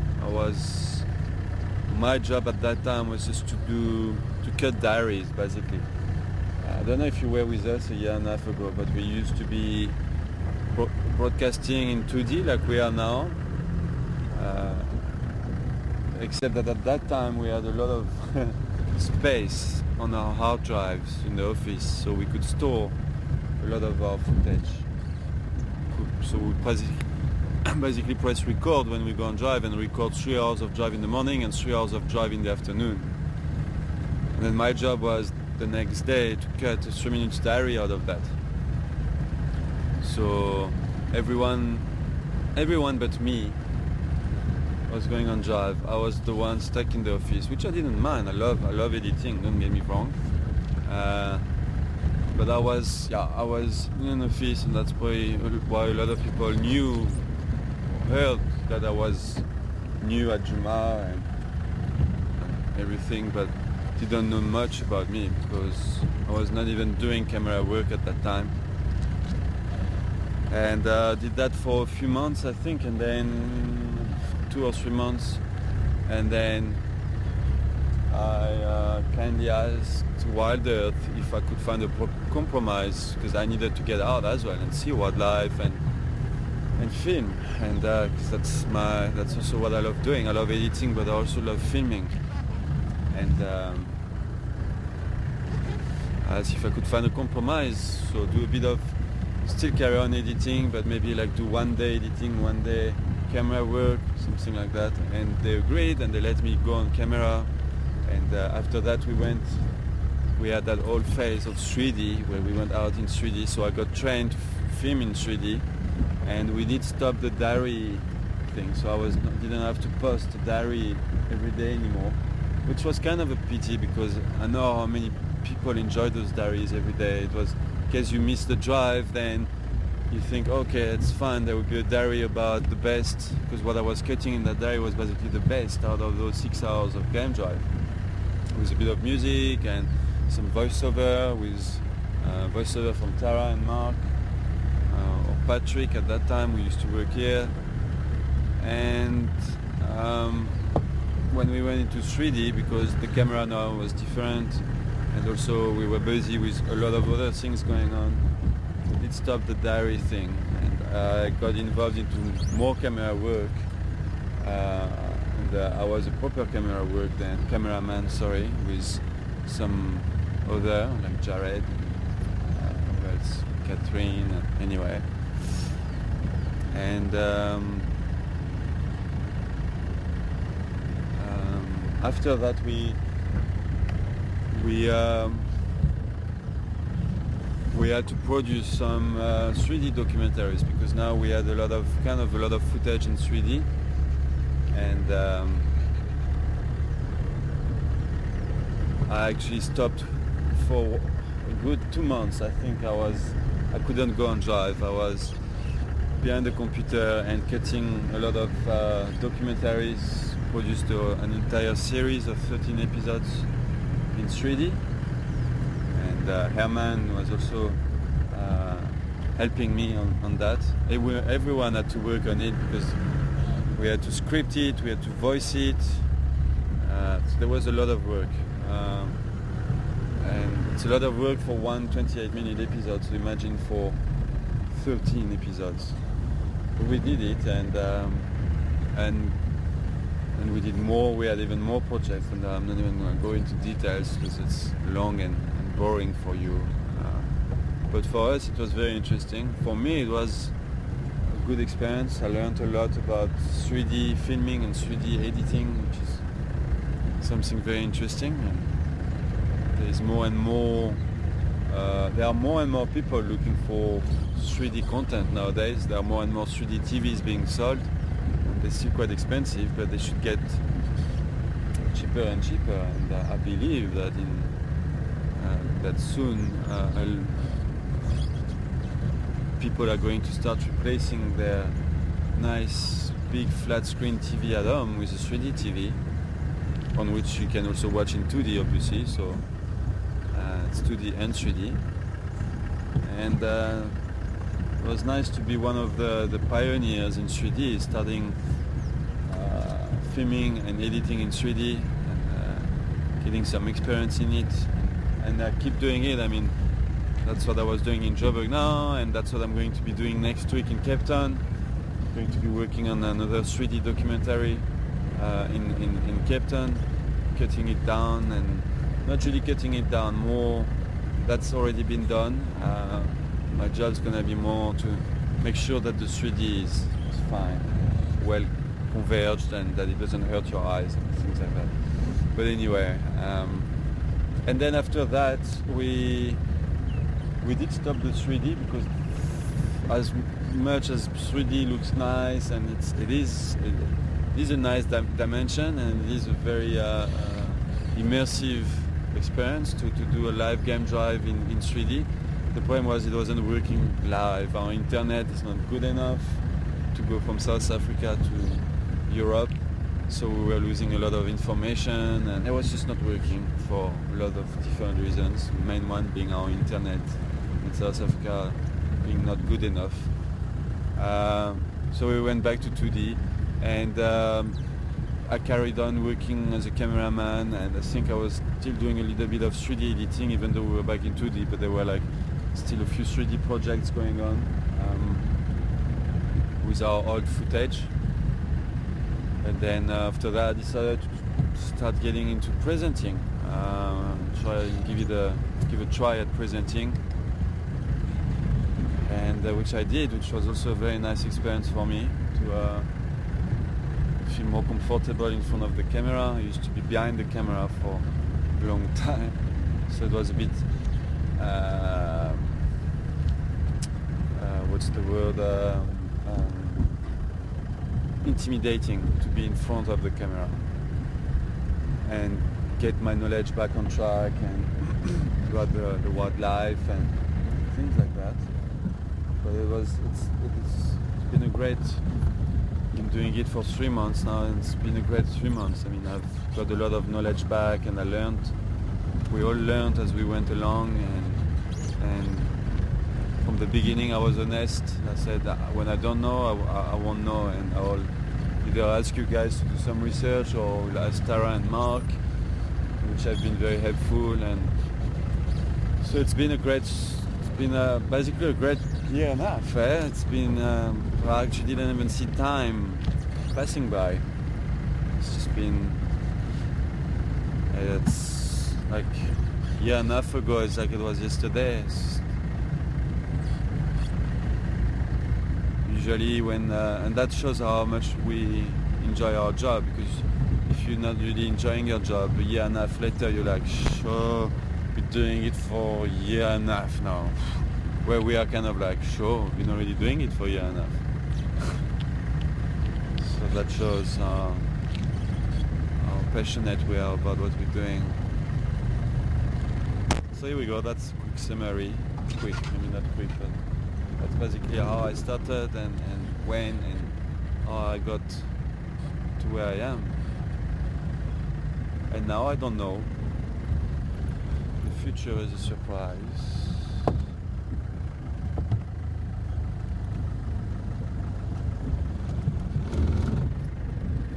We'll see what the future's got for me in a few weeks. I think December I'm going to kind of take it easy though. Need a bit of a break. Go down to Cape Town, but on leave this time, not for work. And also going to go to Mozambique with some friends. Spend a bit of time on the beach and just relax, and then down to Cape Town, see some friends of mine that I haven't seen for a very long time, for 8 months now.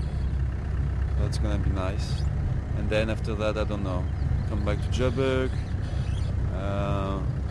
Wish I could spend Christmas with my family, but unfortunately it's not going to happen. My mum is quite busy in Gabon, so on Christmas time it's not the best period to visit. Plus I might have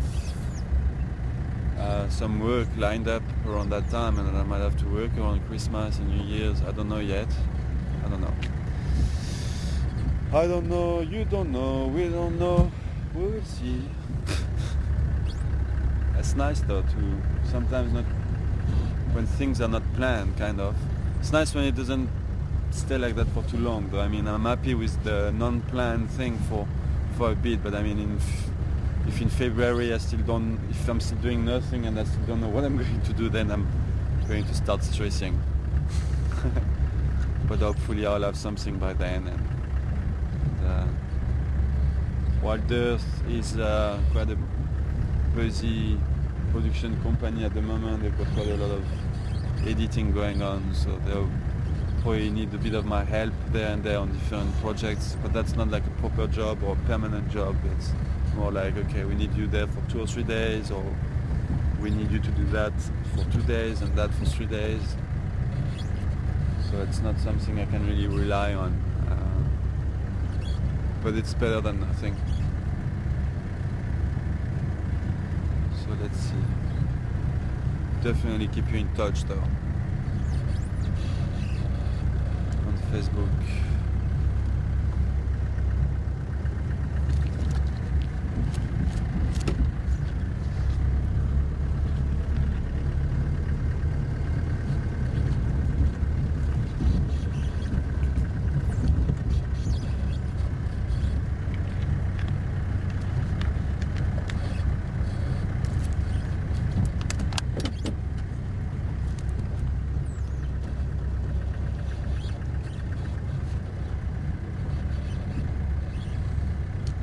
Of course, if we have any new viewers, you must be a bit like, why is he saying that? And if we have any new viewers, first of all, welcome to Juma Game Reserve, and welcome on board.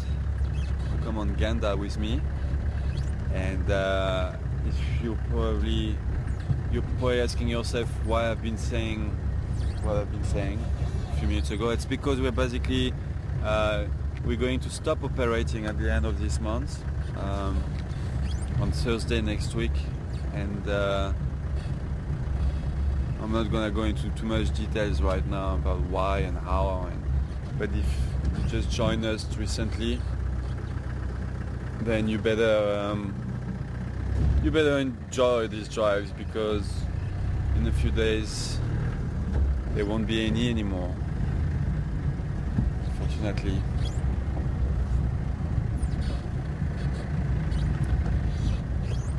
But I mean, it has been around for a while now. I think, I don't know, in Juma. Sure. When did the live drive start in Juma? Like 4 or 5 years ago, or even? 2007, I think it was. 2007. So yeah, 4 years.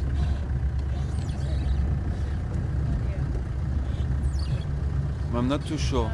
I know Graham Wellington's been in the live kind of business for 12 years, but not in Juma. Juma, I think, started...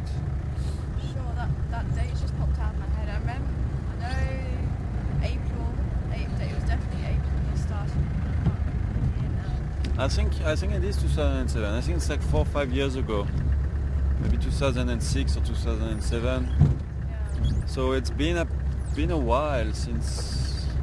There's been we've been operating for a while.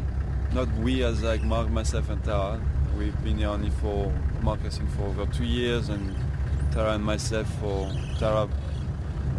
year and a half, and Tara just over a year and a half.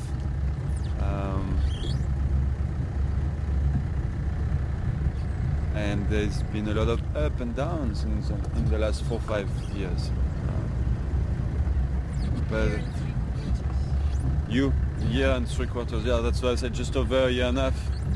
You I arrived. was actually thinking year and a half, and I was like, You arrived 3 months before me.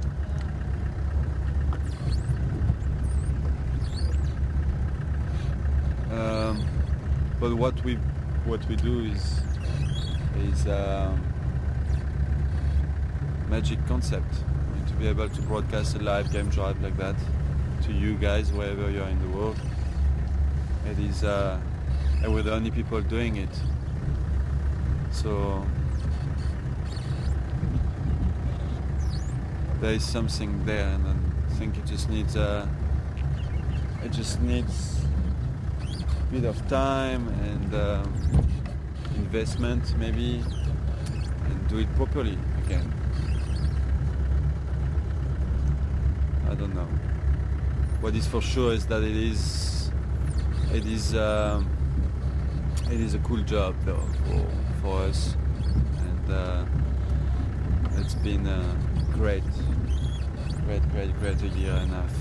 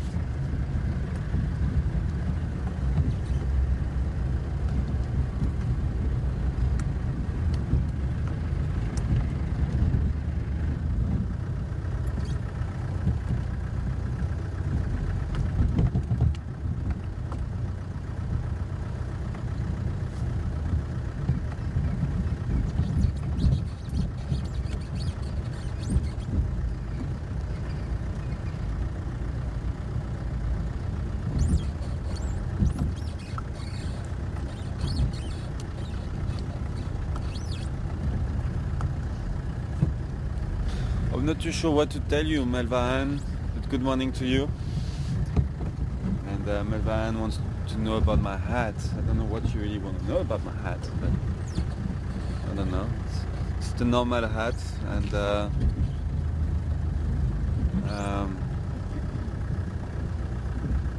I kind of started wearing it because my hair is long, and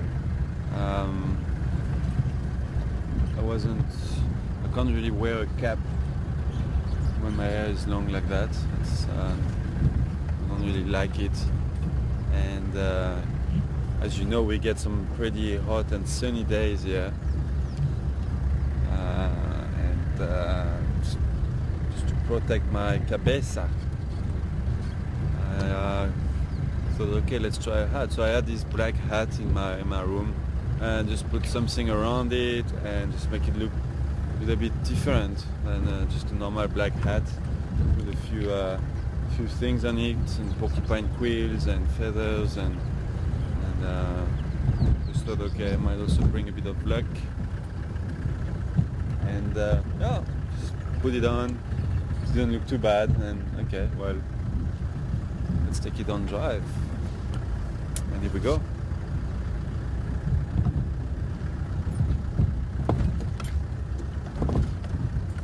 Two very big, one very big here and shorter one here, porcupine quill, that I found here in Juma Game Reserve.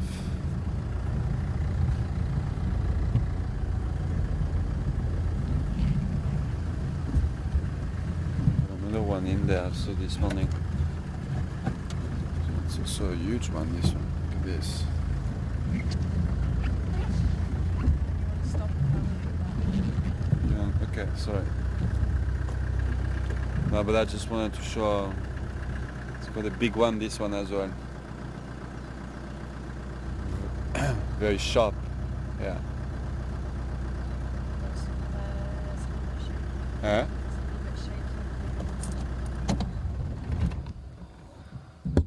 Porcupine quill.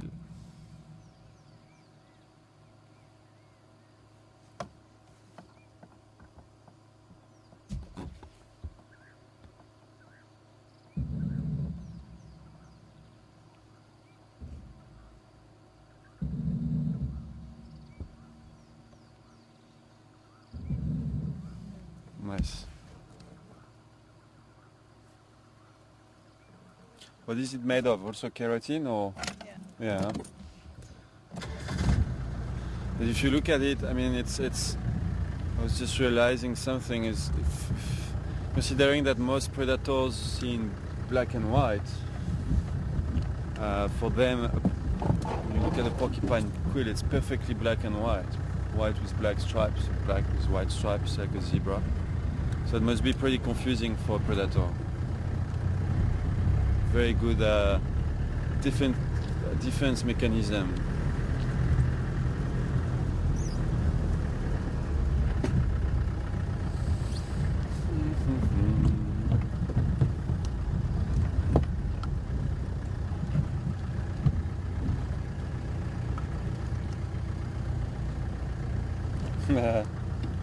Yes.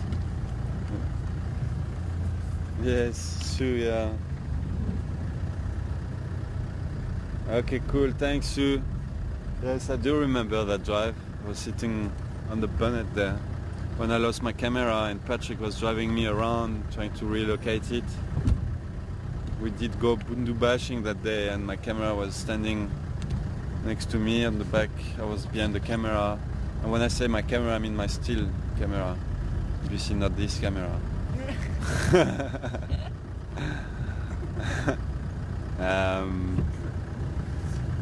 Yeah, my still camera fell off the car. Didn't know, didn't realize. Oh, sorry, so I heard something.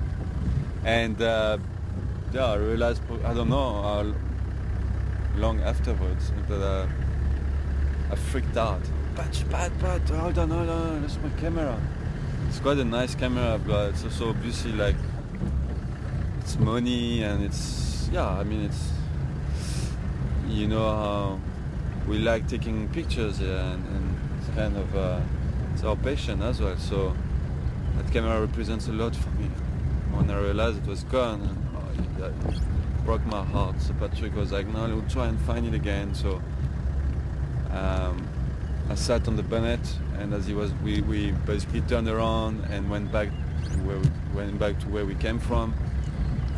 Couldn't see anything, and then finally, after a few minutes of driving around, we did find it. And Sue also wanted to know if it was still working. Yeah, it is. It was still working, so it didn't get damaged at all, and still got it nowadays. It's actually right there next to me. Just more careful now when I'm sitting behind the camera over there to make sure that my still camera doesn't fall off again. especially when you go bundu bashing, when you do some off-roading. Because we were lucky actually, we did go off-roading, but then we went back onto some kind of a two-tire track, and that's where it fell off. And we were lucky, because otherwise to relocate it in the bush after you've been off-roading for, let's say, 20 minutes or 20-25 minutes, you need some luck to find your camera again. There are more chances that the baboons will find it. One day you'll see a baboon running around with a camera around his neck, trying to take pictures of you. Oh wow, sure. Land somewhere again, please.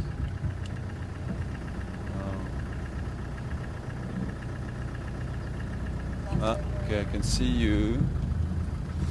I can see you. And there's another one there. There you go. I'm just gonna pass there. Do you have a nice gap there?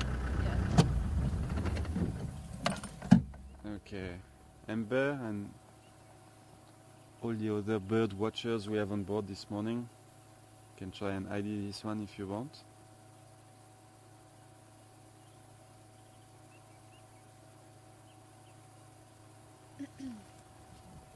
Very pretty raptor. Red beak, red leg. Very common as well around here.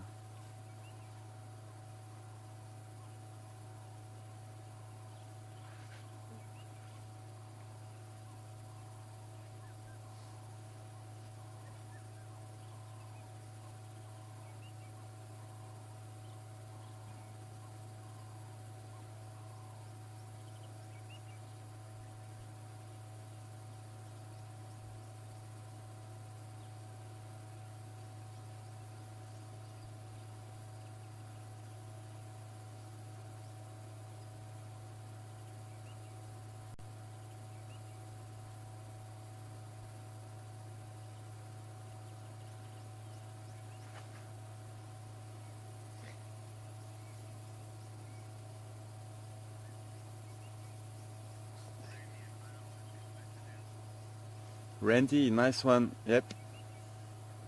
It is a bachelor eagle. I hope you got it, Amber, as well on your book.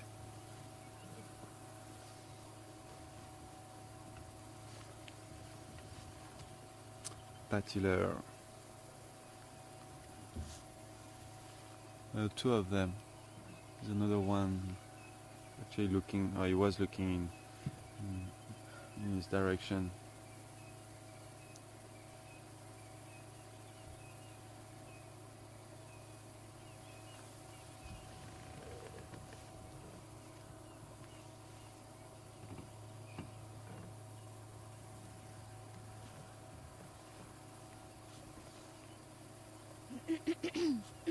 All right, let's carry on.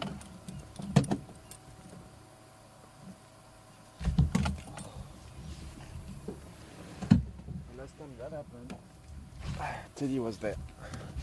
Shot my glasses right next to Teddy. Forget. I look down and it just fall off my hat. Cool. Cool bananas. But yeah, so nice memory, that drive. It was pretty funny to sit there and do a bit of camera tracking.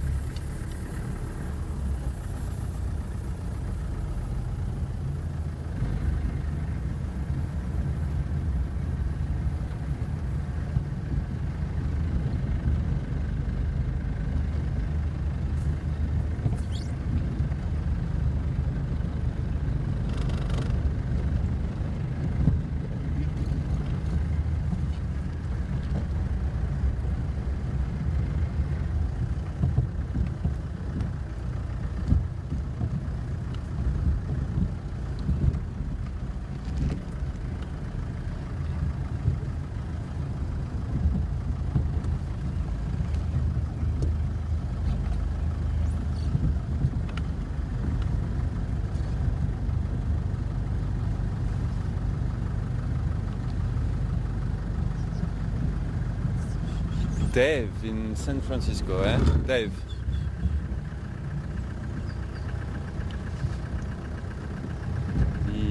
is here. Des. Good morning to you, Des. Bev. All right, Bev. Got it. Bev. Good morning, Bev. Sorry, struggling to hear Mark there.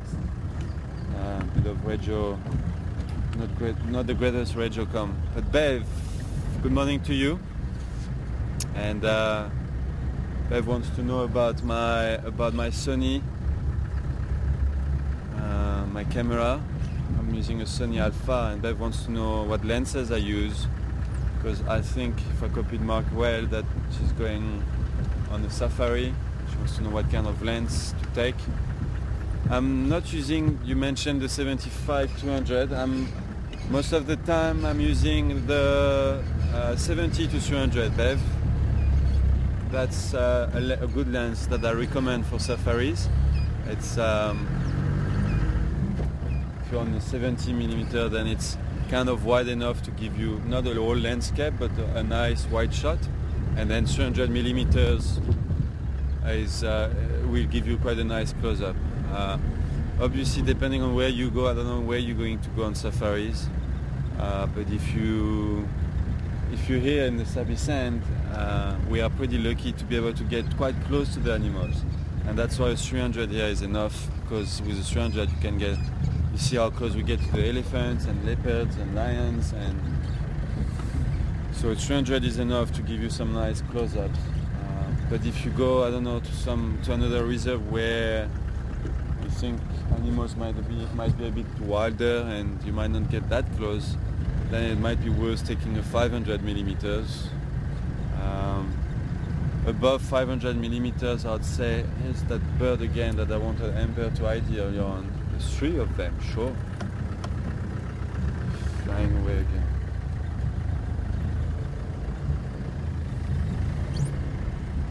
Above 500mm, I'd say it's a lot of equipment, and it's big lenses.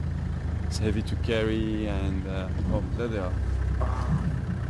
And come on, guys, just stay put for a few minutes. Yeah.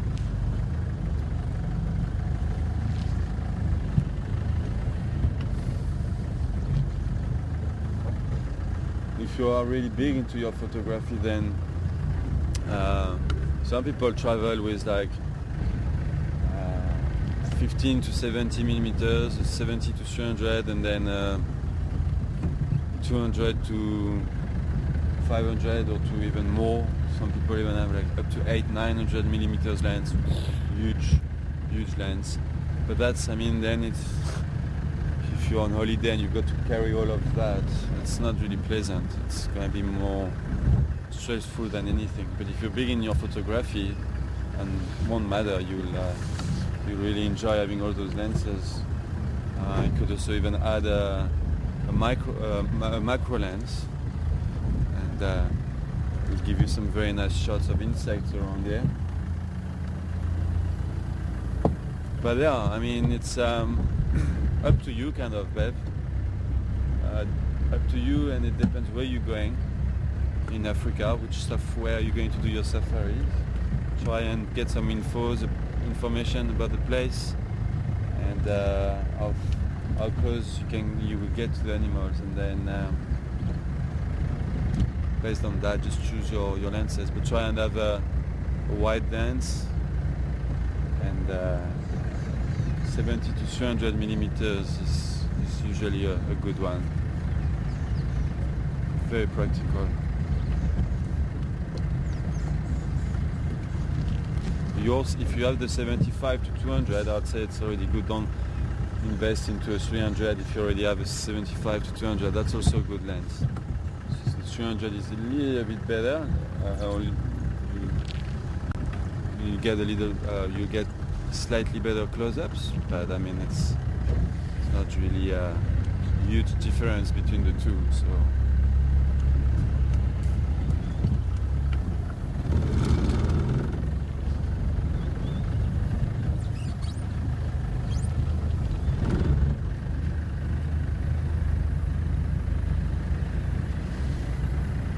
If there is any.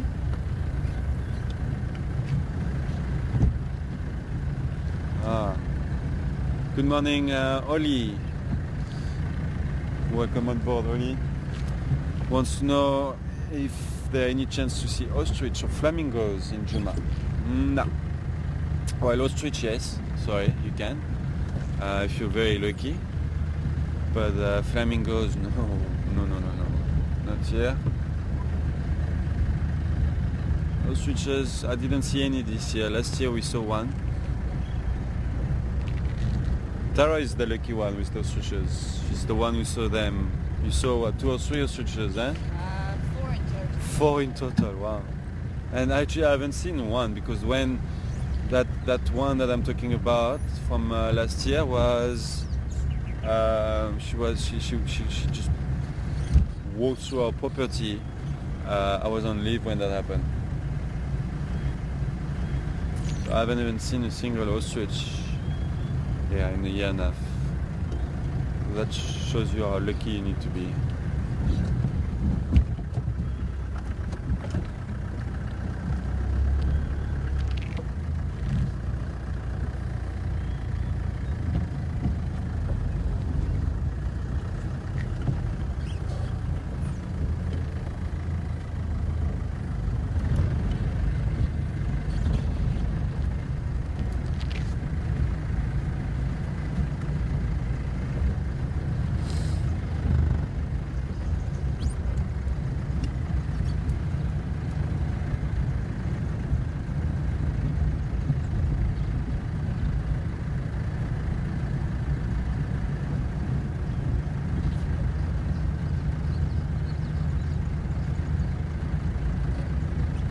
Oh, okay.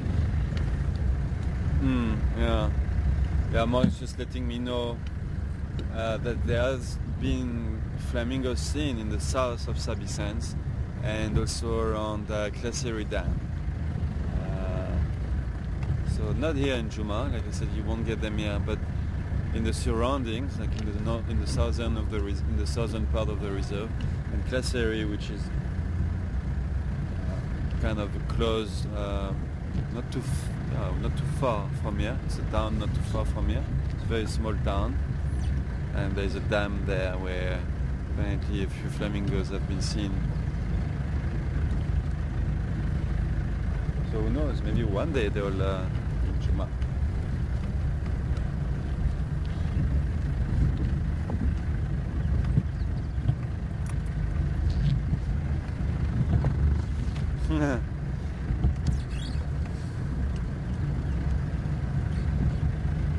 I've got a question from your future husband, yeah. I've got a question from your future husband. Future husband? Yes. Roy Groover. Morning, Roy. Tara is blushing at the back there, Roy.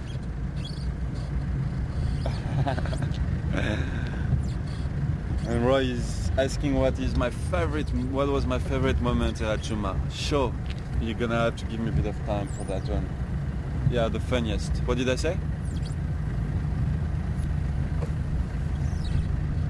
Favorite. Oh, okay. Yeah, sorry, I meant funniest. Yes. My funniest moment. Sure.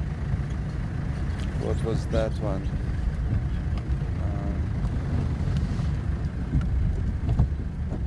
I'm gonna have to give it some thought there. Hello, little squirrel. Ah! Running away. Don't freak out.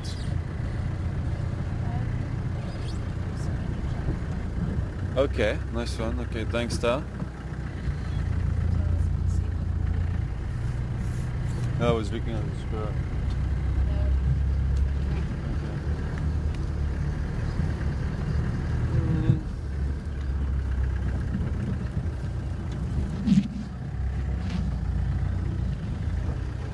Funniest moment. Okay, I'm gonna keep that in the back of my mind. I'm gonna think about it while I'm driving. You nearly getting run over by the Gunda. That wasn't funny. That was scary. Okay, so here we go. That was Tara's funniest moment. Is that your funniest moment? With you. Almost got killed that day. For those of you who were not with me, I basically didn't put the handbrake on the car, and there was a huge. So he's just laughing. You did. You just didn't put it in gear.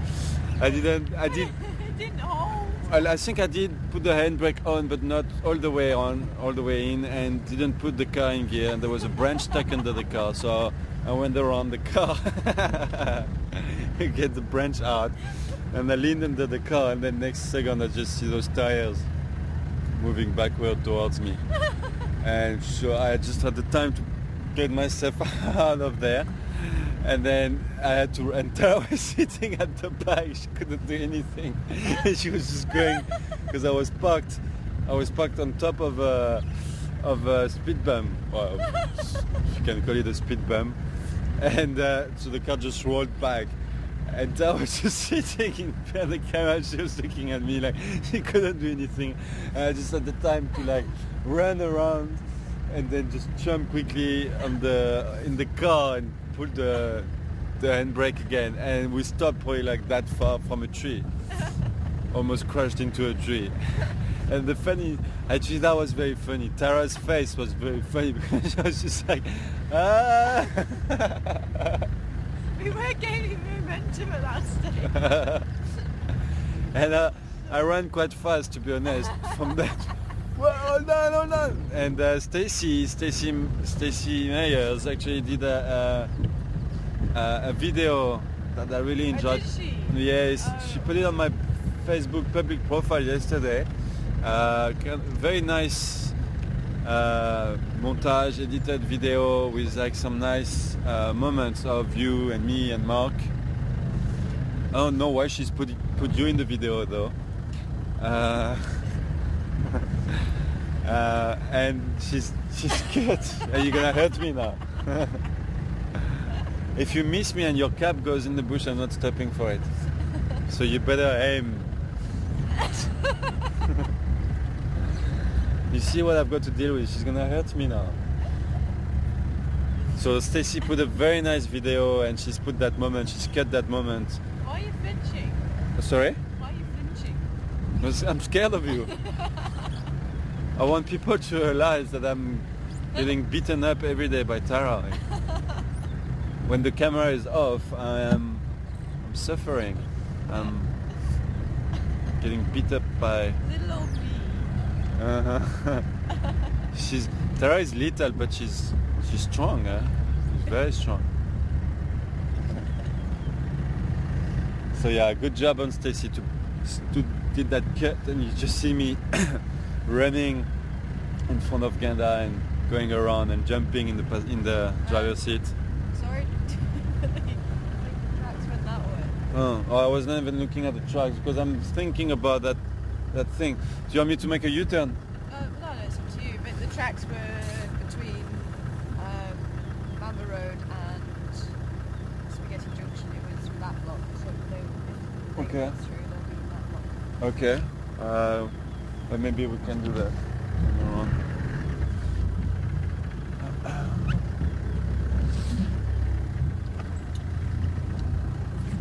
How am I doing there?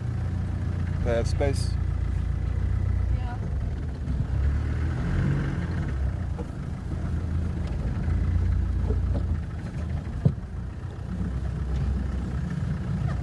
So yeah, Roy, that was a funny moment. It's true. It wasn't funny for me though.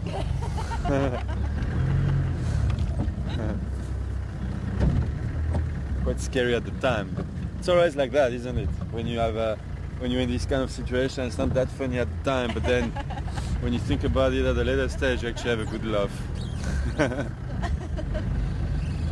But it could have turned out into it could have been bad. It could have been one of these drives where you stop broadcasting and you rush into an hospital with 2 broken legs or broken ribs, or because I was completely under the car when that happened. And I don't know if I would have... I was really concerned about you, eh? No, you were. Your face was like, you also did get a bit of I got a very big fright. a big fright, yeah. If I would have been looking in another direction when I was under the car, I wouldn't have seen the car rolling, and it would have just rolled over my legs. Sorry? I shouted to you. No, I saw it happening. Is it? Yeah. So you must have seen just. I don't like even shout. remember you. I don't even remember you shouting. Is it? It probably happened when I realized it as well, same time.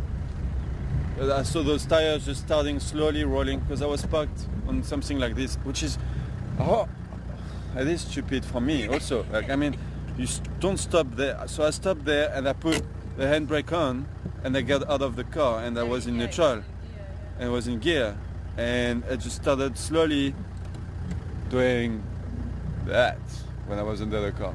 And then it went, so then by the time but it was a bit more of a slop because it was rolling back a bit faster than that. And then just had enough time to run around and jump in the driver's seat again. And I was sitting at the back useless, like she couldn't do anything. Well, no, I was contemplating jumping. Jumping, yeah, I know. But you saw me. I was sort of just standing there watching. Okay, where are those trucks going? That way. They would have cut through this part of the bush. Where are they? No, I saw them further down. Oh, okay. And they were cutting through here. Okay.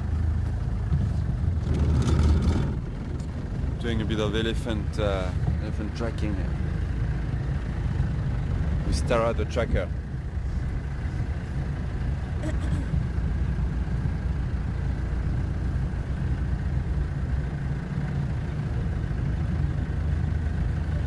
Whoa. Sorry guys, I didn't even see you.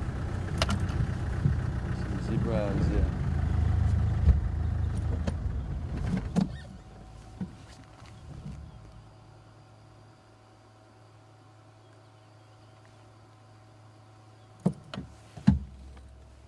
So many sightings, so many drives.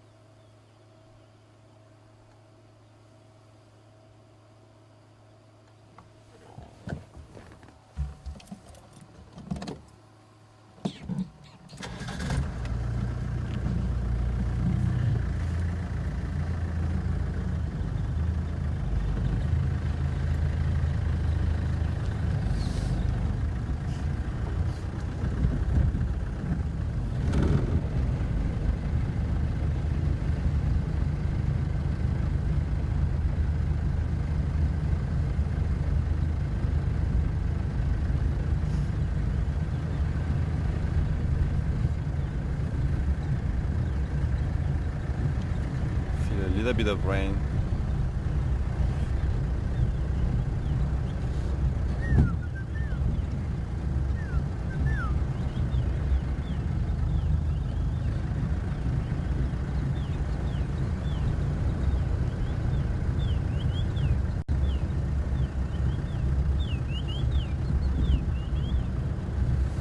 What would you say was your funniest moment, huh?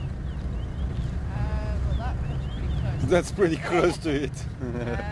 But even the thing is, it wasn't funny at that time. I'm trying to think about something where. No, we did actually laugh quite hard afterwards. Yeah, but what I mean is,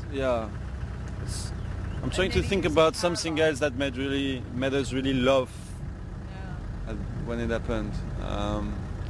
Caroline, and Amy loves Caroline in the hole on Drakensberg Drive. She went nearly up and over the camera. Yes, I've heard about that story. That was another. I think animal-wise, I think there are a few. I just can't think of any. Yeah, exactly. Me too.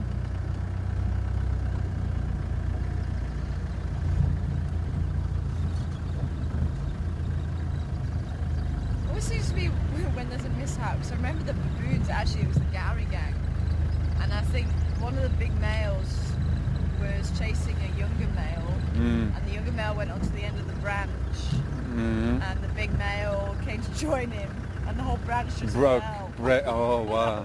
Very funny.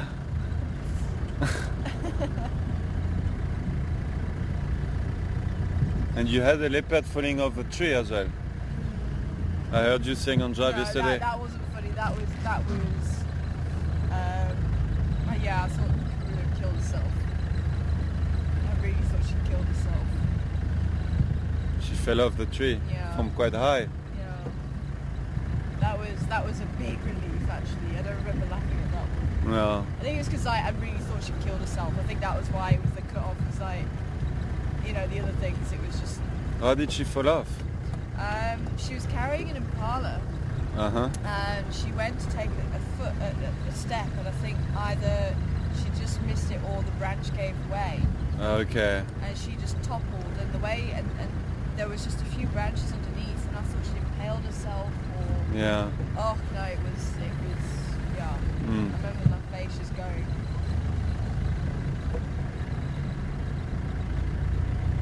Even Herman was like, "Sure, you look as pale as a ghost."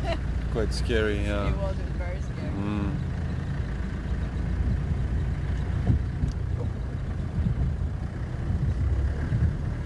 I think, especially with the baboons, it's the fact that they got up straight away and stuff. So Yeah. it was a very comical moment. Yeah. Yeah, we had some comical moments with baboons. I mean, with those little ones playing, and where was it on? It was on Yuri's house one day, not too long ago, like a month ago, when they were playing. I think you and Mark were on Drive, and I was directing. The baby baboons were playing on top of on Yuri's house.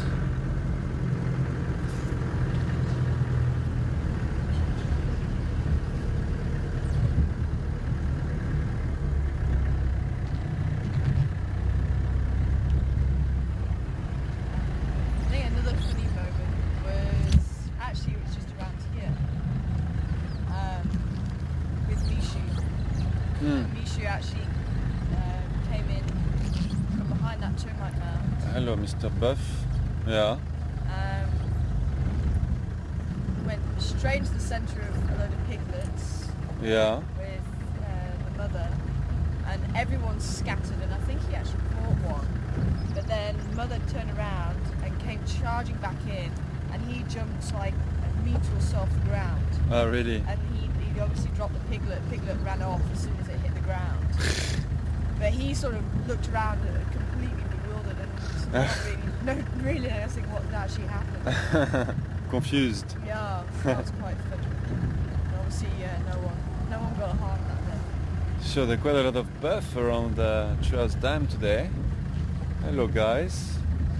Take a boys show. Look how pretty this one is.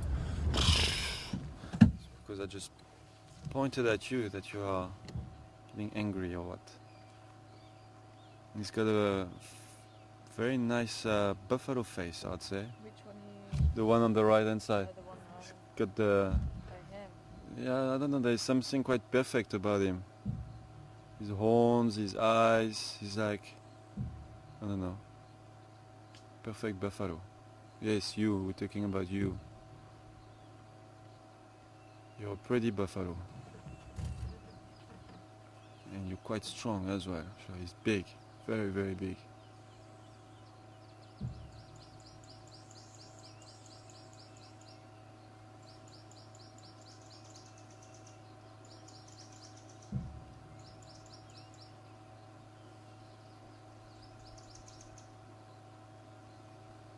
See, compared to the one on the left now, if you look at the one on the left also facing us, I wouldn't push it as far as saying that this one is ugly, but it's not as pretty as the one on the right.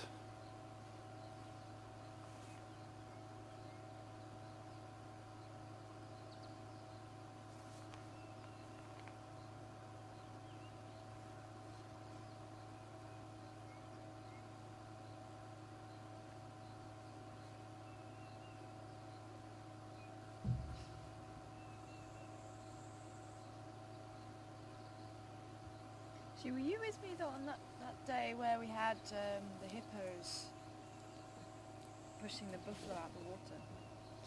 Oh no, I saw the footage, I think. I Oh, saw the right. footage, but no, I wasn't. The buffaloes were kind of just sitting there, and then the hippo was nudging them out of the water. Yeah. That's nice.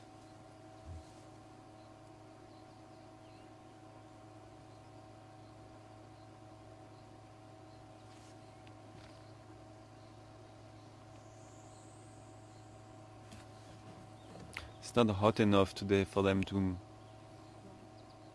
spend all day in the dam in the water. There is one over there who's in the water, but today they'll be fine today. They don't need to cool off.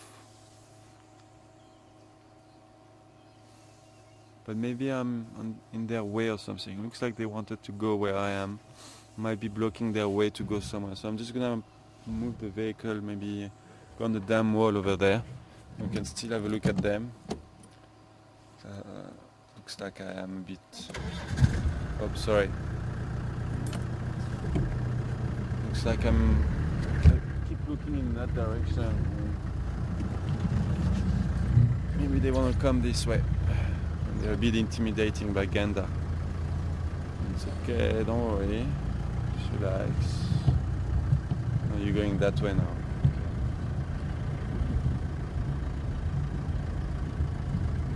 Don't look so mean.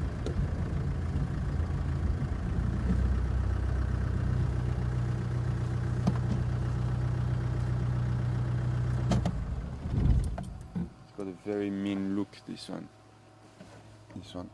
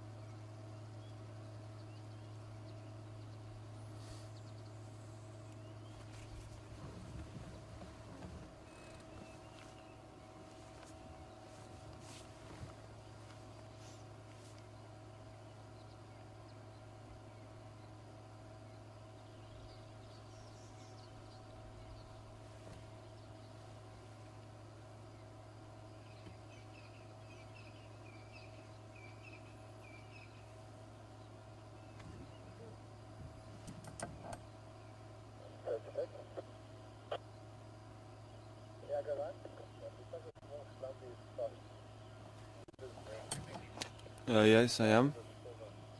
Close to where these two daughters crossed. Also heading.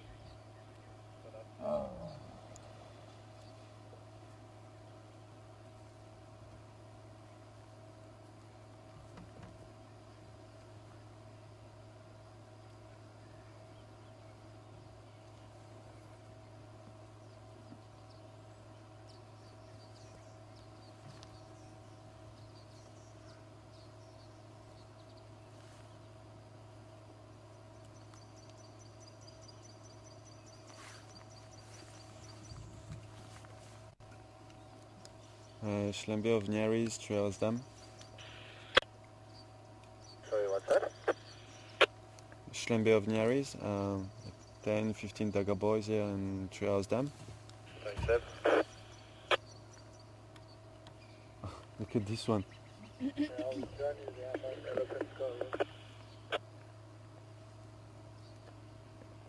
I'm going to thumb it back. I've got to get too higher. I'll give you a shot to stop on this.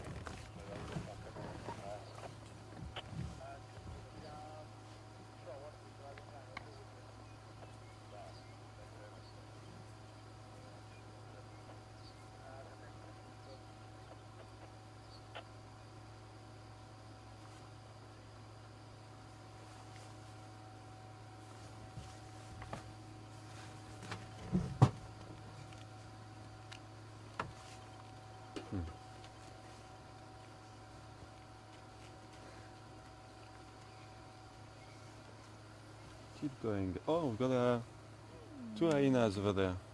I was going to say one hyena, and then I saw another one. And there might be even another one. There's the youngsters from the den. Yeah, it looks like it. Yeah.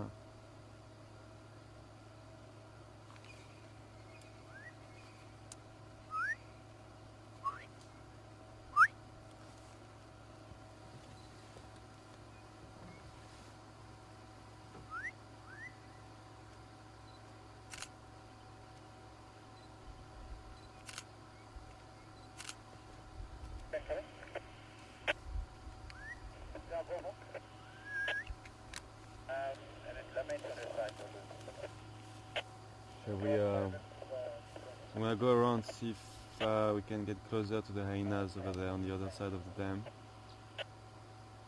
Unless they might be moving into the thicket actually.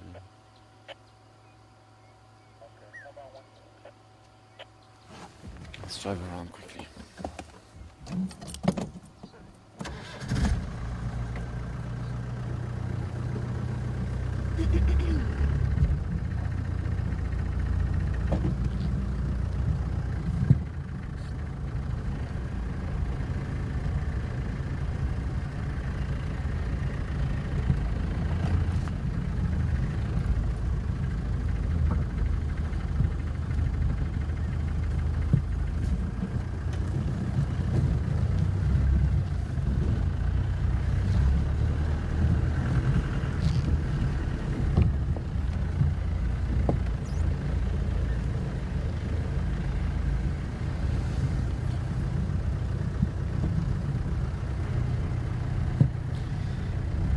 Good morning to you, Vicky, and welcome on board. I'm glad to hear that you really like what we're doing and that you been enjoying the drives with your dad, Richard.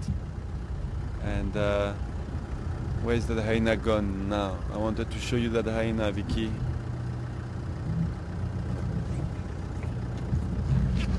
Vicky, with her? Dicky.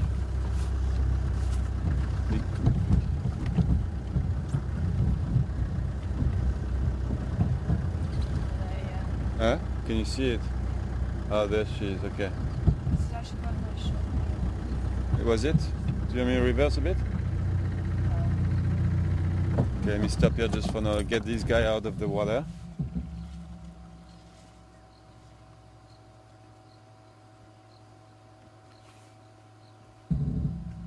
And you must not be too sad, Vicky. I know I understand. I understand that you're going to miss us and miss the drives and miss all those sightings that we're able to bring to you live. But like I said earlier on, we're all sad, you know. We're probably even more sad than all of you, because for us it's our jobs, it's our lifestyle, it's the place where we live, it's the friends we have around here. You're good, okay. So of course when the news came out it was heartbreaking, but you have to deal with things like that in life, and what doesn't kill you makes you stronger.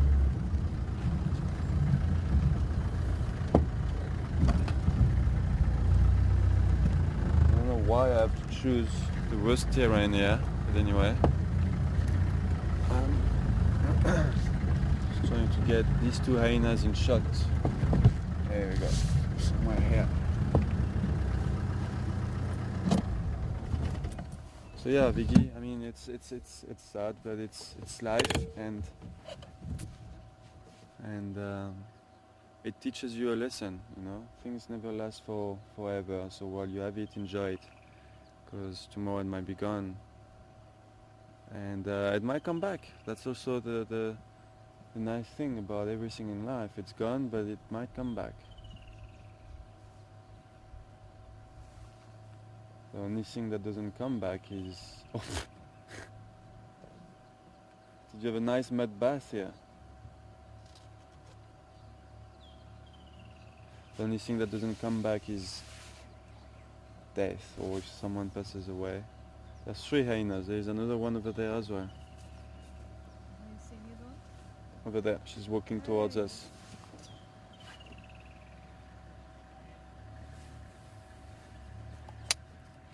Tex, I've got MPC Mampinpan, yeah, but they're actually going towards you now on the road.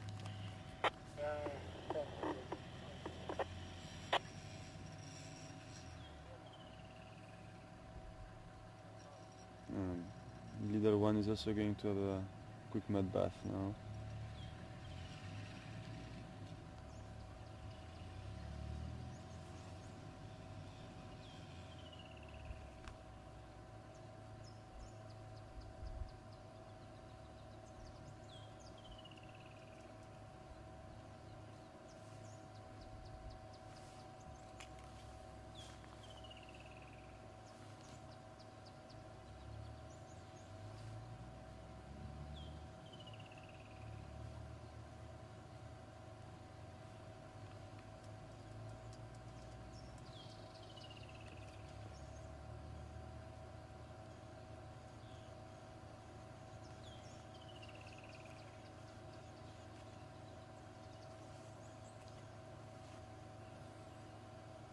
So yeah, Vicky, put a smile on that face. Enjoy the drives with a big smile on your face, knowing that soon they won't be there anymore.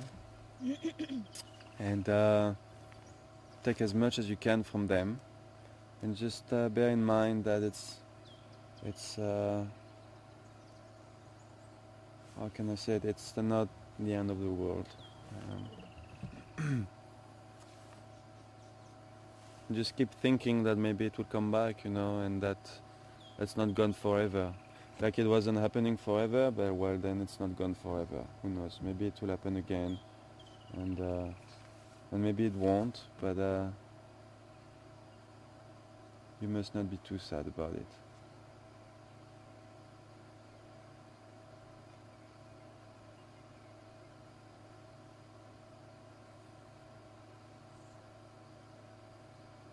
Down for a while, it is being picked up. Yeah, nothing much. Like they look at it, somebody will talk about that you are there. Thank you very much. And also,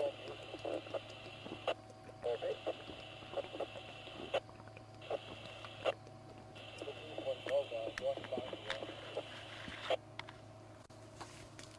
Yeah, but I heard that they were going like south. Way from there between the house and the river.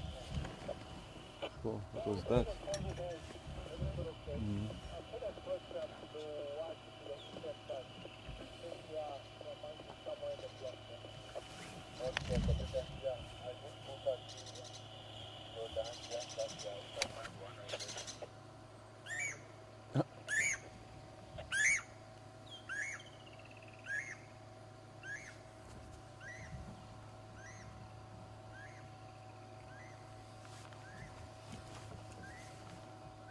I'm gonna try to move a little bit forward, see if we can get a shot of what this little one is doing in there.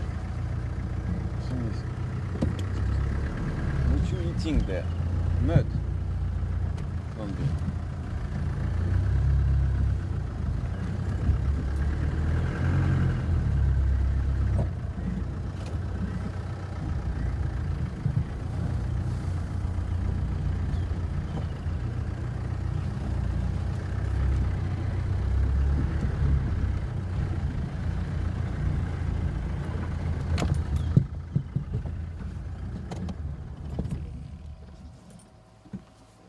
What's up, little one? Nice to see you outside your den. You're missing Teddy now. Where's Teddy?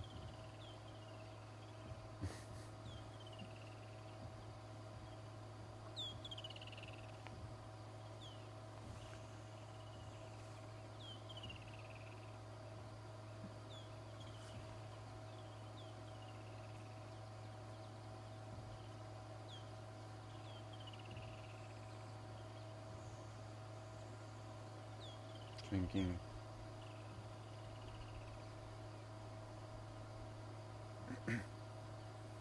See how very relaxed, they are very trustful actually.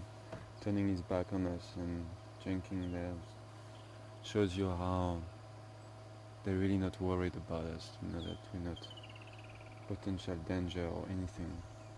Otherwise he wouldn't turn his back on us like that.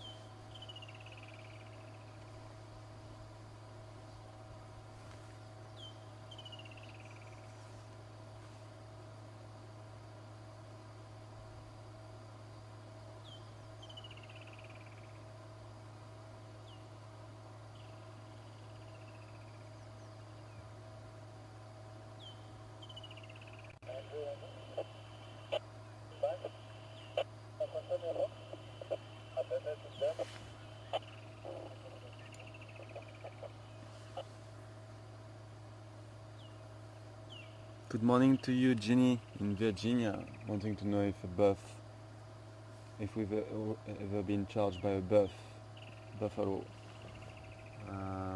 No, we never, no, not while I've been here.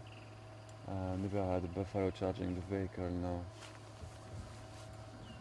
Never even had like mock charge or intimidation from buffaloes. They'll snort at you sometimes a little bit, but that's it. Like this one doing a roll in the mud over there. Can you get it from me or do you swing? I've got the You aerial. get over there, yeah. Okay, I'm gonna stop. I'm gonna reverse a bit. Just relax, little one, it's okay. Just,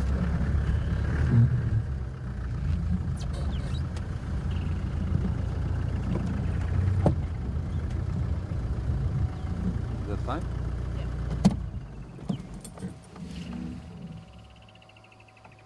Big buffalo bull.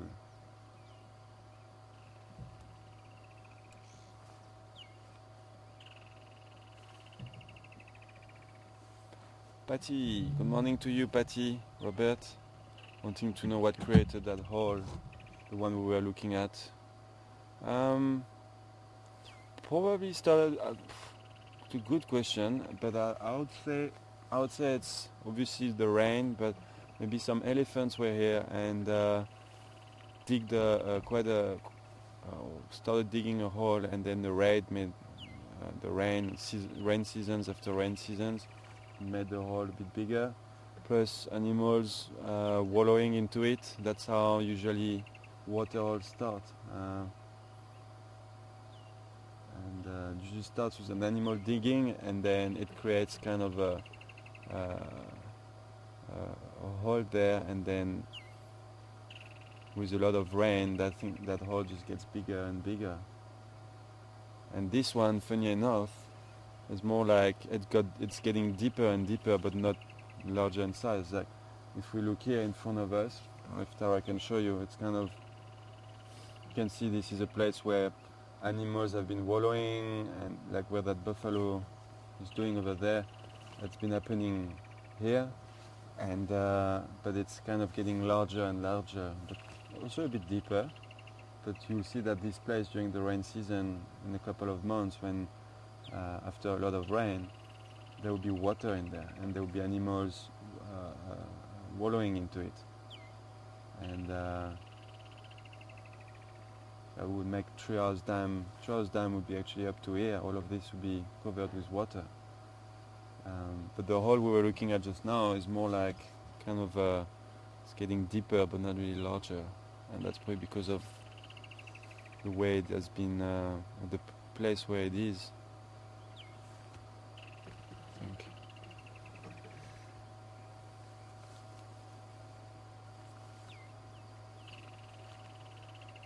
All right.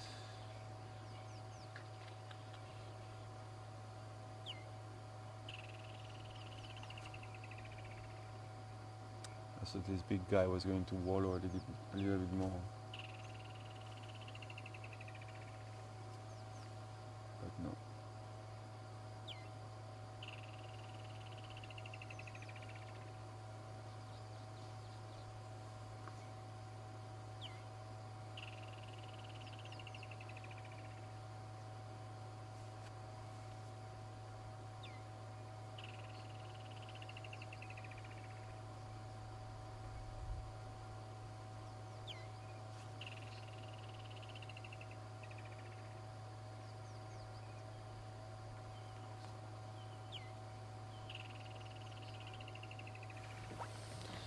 Alright, shall we carry on? Okay.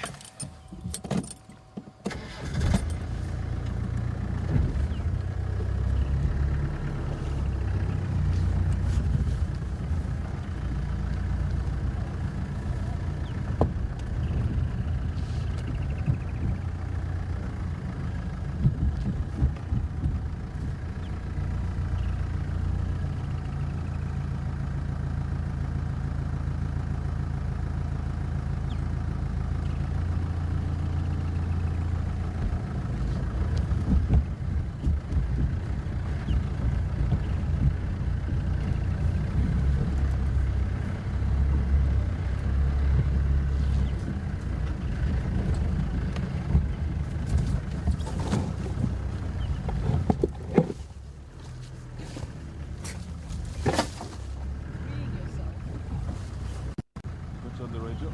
Good. Sorry, Mark.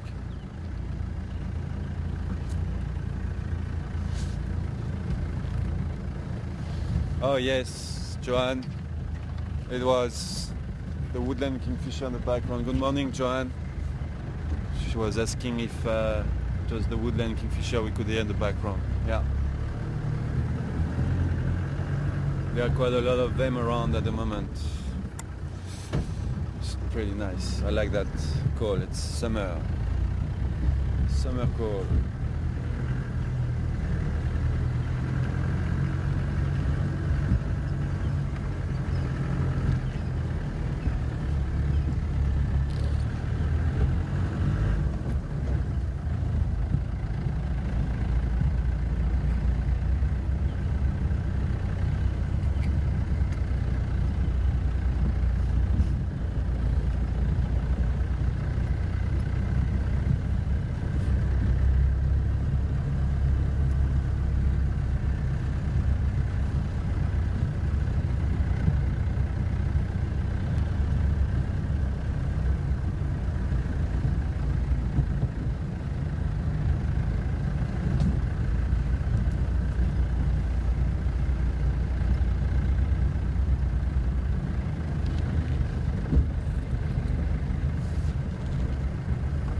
Good morning, Mary.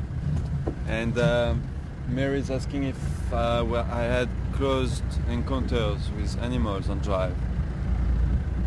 Yeah, I had a couple of nice close encounters with ellies and leopards and lions, but not like bad encounters. Like, yeah, go.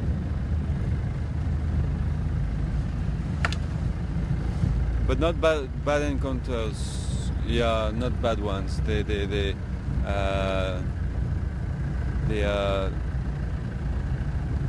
were just like very nice elephant sightings, for example, where you'd have a big elephant bull walking right past the car and either presenting or on camera, and it would stop and look, and it would be like a meter away from the camera from you. And that's very impressive. That's what I call a very nice encounter. And I had that a couple of times, yes. Same with leopards walking right past the car. No, not dangerous at all. No, nothing to be worried about, or no sign of aggression. Just walking past, curiosity. Same with lions. I think I was. Yeah, Mark was presenting, and I was on camera when we had those Salala females. And they woke up from a snooze, and they were in a very naughty mood.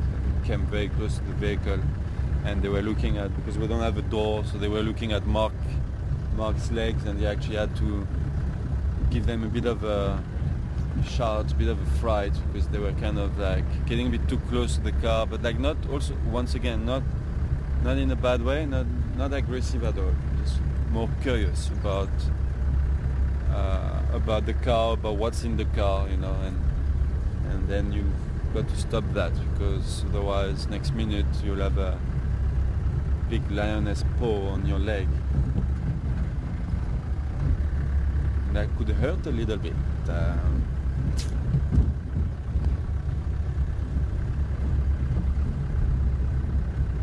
But yeah, these are the kind of encounters I had. Nice rhino encounters as well. I remember filming some very nice rhinos very close to the vehicle. That's also something nice. What else did I have very close to the vehicle?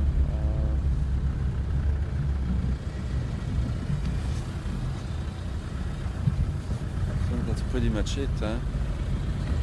But as you can see, or as you can hear, well, hold on, I'll talk to you in a minute.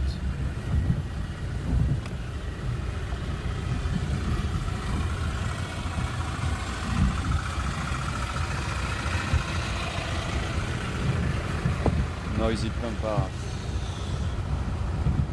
But like I was saying, like you can hear, it's not, they were not bad encounters, they were good encounters. I haven't had I've never been charged either on camera or presenting. I've never been in a situation where I've been charged by an animal. I had maybe a couple of mock charged by elephants, but nothing very serious, nothing to, not even like where you have to start the engine and reverse quickly, or I don't know, never been in that situation in Sabisen, which is really, really nice. Shows you animals are very habituated, especially the leopards. They're very habituated, and they allow us to get quite close to them, which is really nice. Sometimes you get a bit too close and you get a hiss from Kerula, especially if she's got her cubs around. She hiss at you, just let you know you're a bit too close now. And that's fine, you just reverse and park a little bit further. But I'm glad, I've seen Kerula kind of mock charging a vehicle once, and I'm glad it wasn't us, it was another vehicle, and came a bit too close, and I think she was on a kill with the cubs, and she did hiss, but the vehicle didn't move, didn't do anything. So then she hissed a bit more, and then she actually did like a bit of a mock charge, which she kind of took a few steps towards the vehicle, and then that person understood now that he had to park a little bit further and give her some space.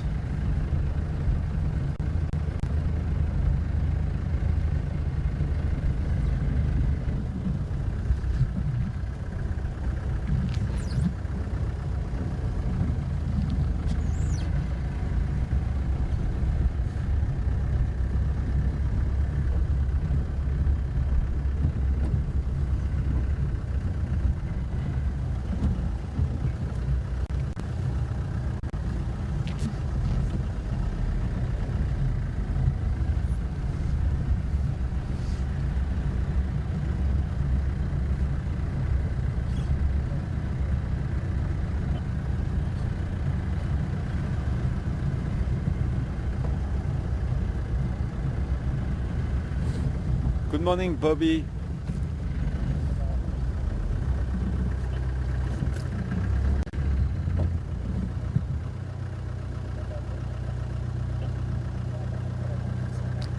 Sorry, Bobby, excuse me. I just saw something in that garden. I saw something moving.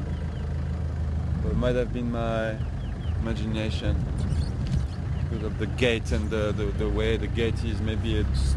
yeah. Anyway. So I thought there was something moving. We used to stay in that property, by the way, and we used to have sometimes, unfortunately, antelopes getting in, or once we even had a leopard getting in there. But the gates were open, obviously. They now closed the gates, so. And I thought that there was something moving in the garden. Well, it might have been my imagination playing tricks on me. Anyway, Bobby, good morning to you, Bobby. And Bobby is asking why we don't see female buffaloes or baby buffaloes in Juma. It's just because of being unlucky, I would say. You will see if I hope one day, well, has to be very soon though, we get a big herd of buffalo and you'll be on drive with us, and then you'll see that you'll get to see females and baby buffaloes. You just need to be on drive with us when that happens. We don't get big herd of buffaloes quite often. That's true. We have a lot of buffalo bulls around, what we call the Daga boys. But we do sometimes bump into big herd of like 300, even 400 buffaloes, and. Hello, little Stimboki. You're gonna stay put, little one. Stay there.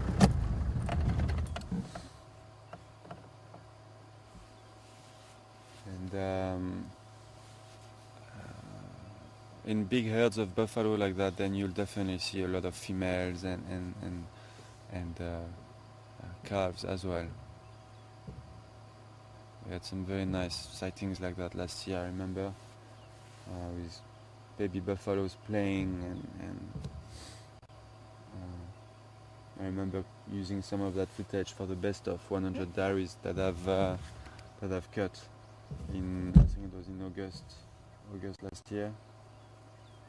When I reached 100 diaries, I made a nice, very cool best of with music. But unfortunately, it's time to say goodbye. And Springbok might run away now. I don't know.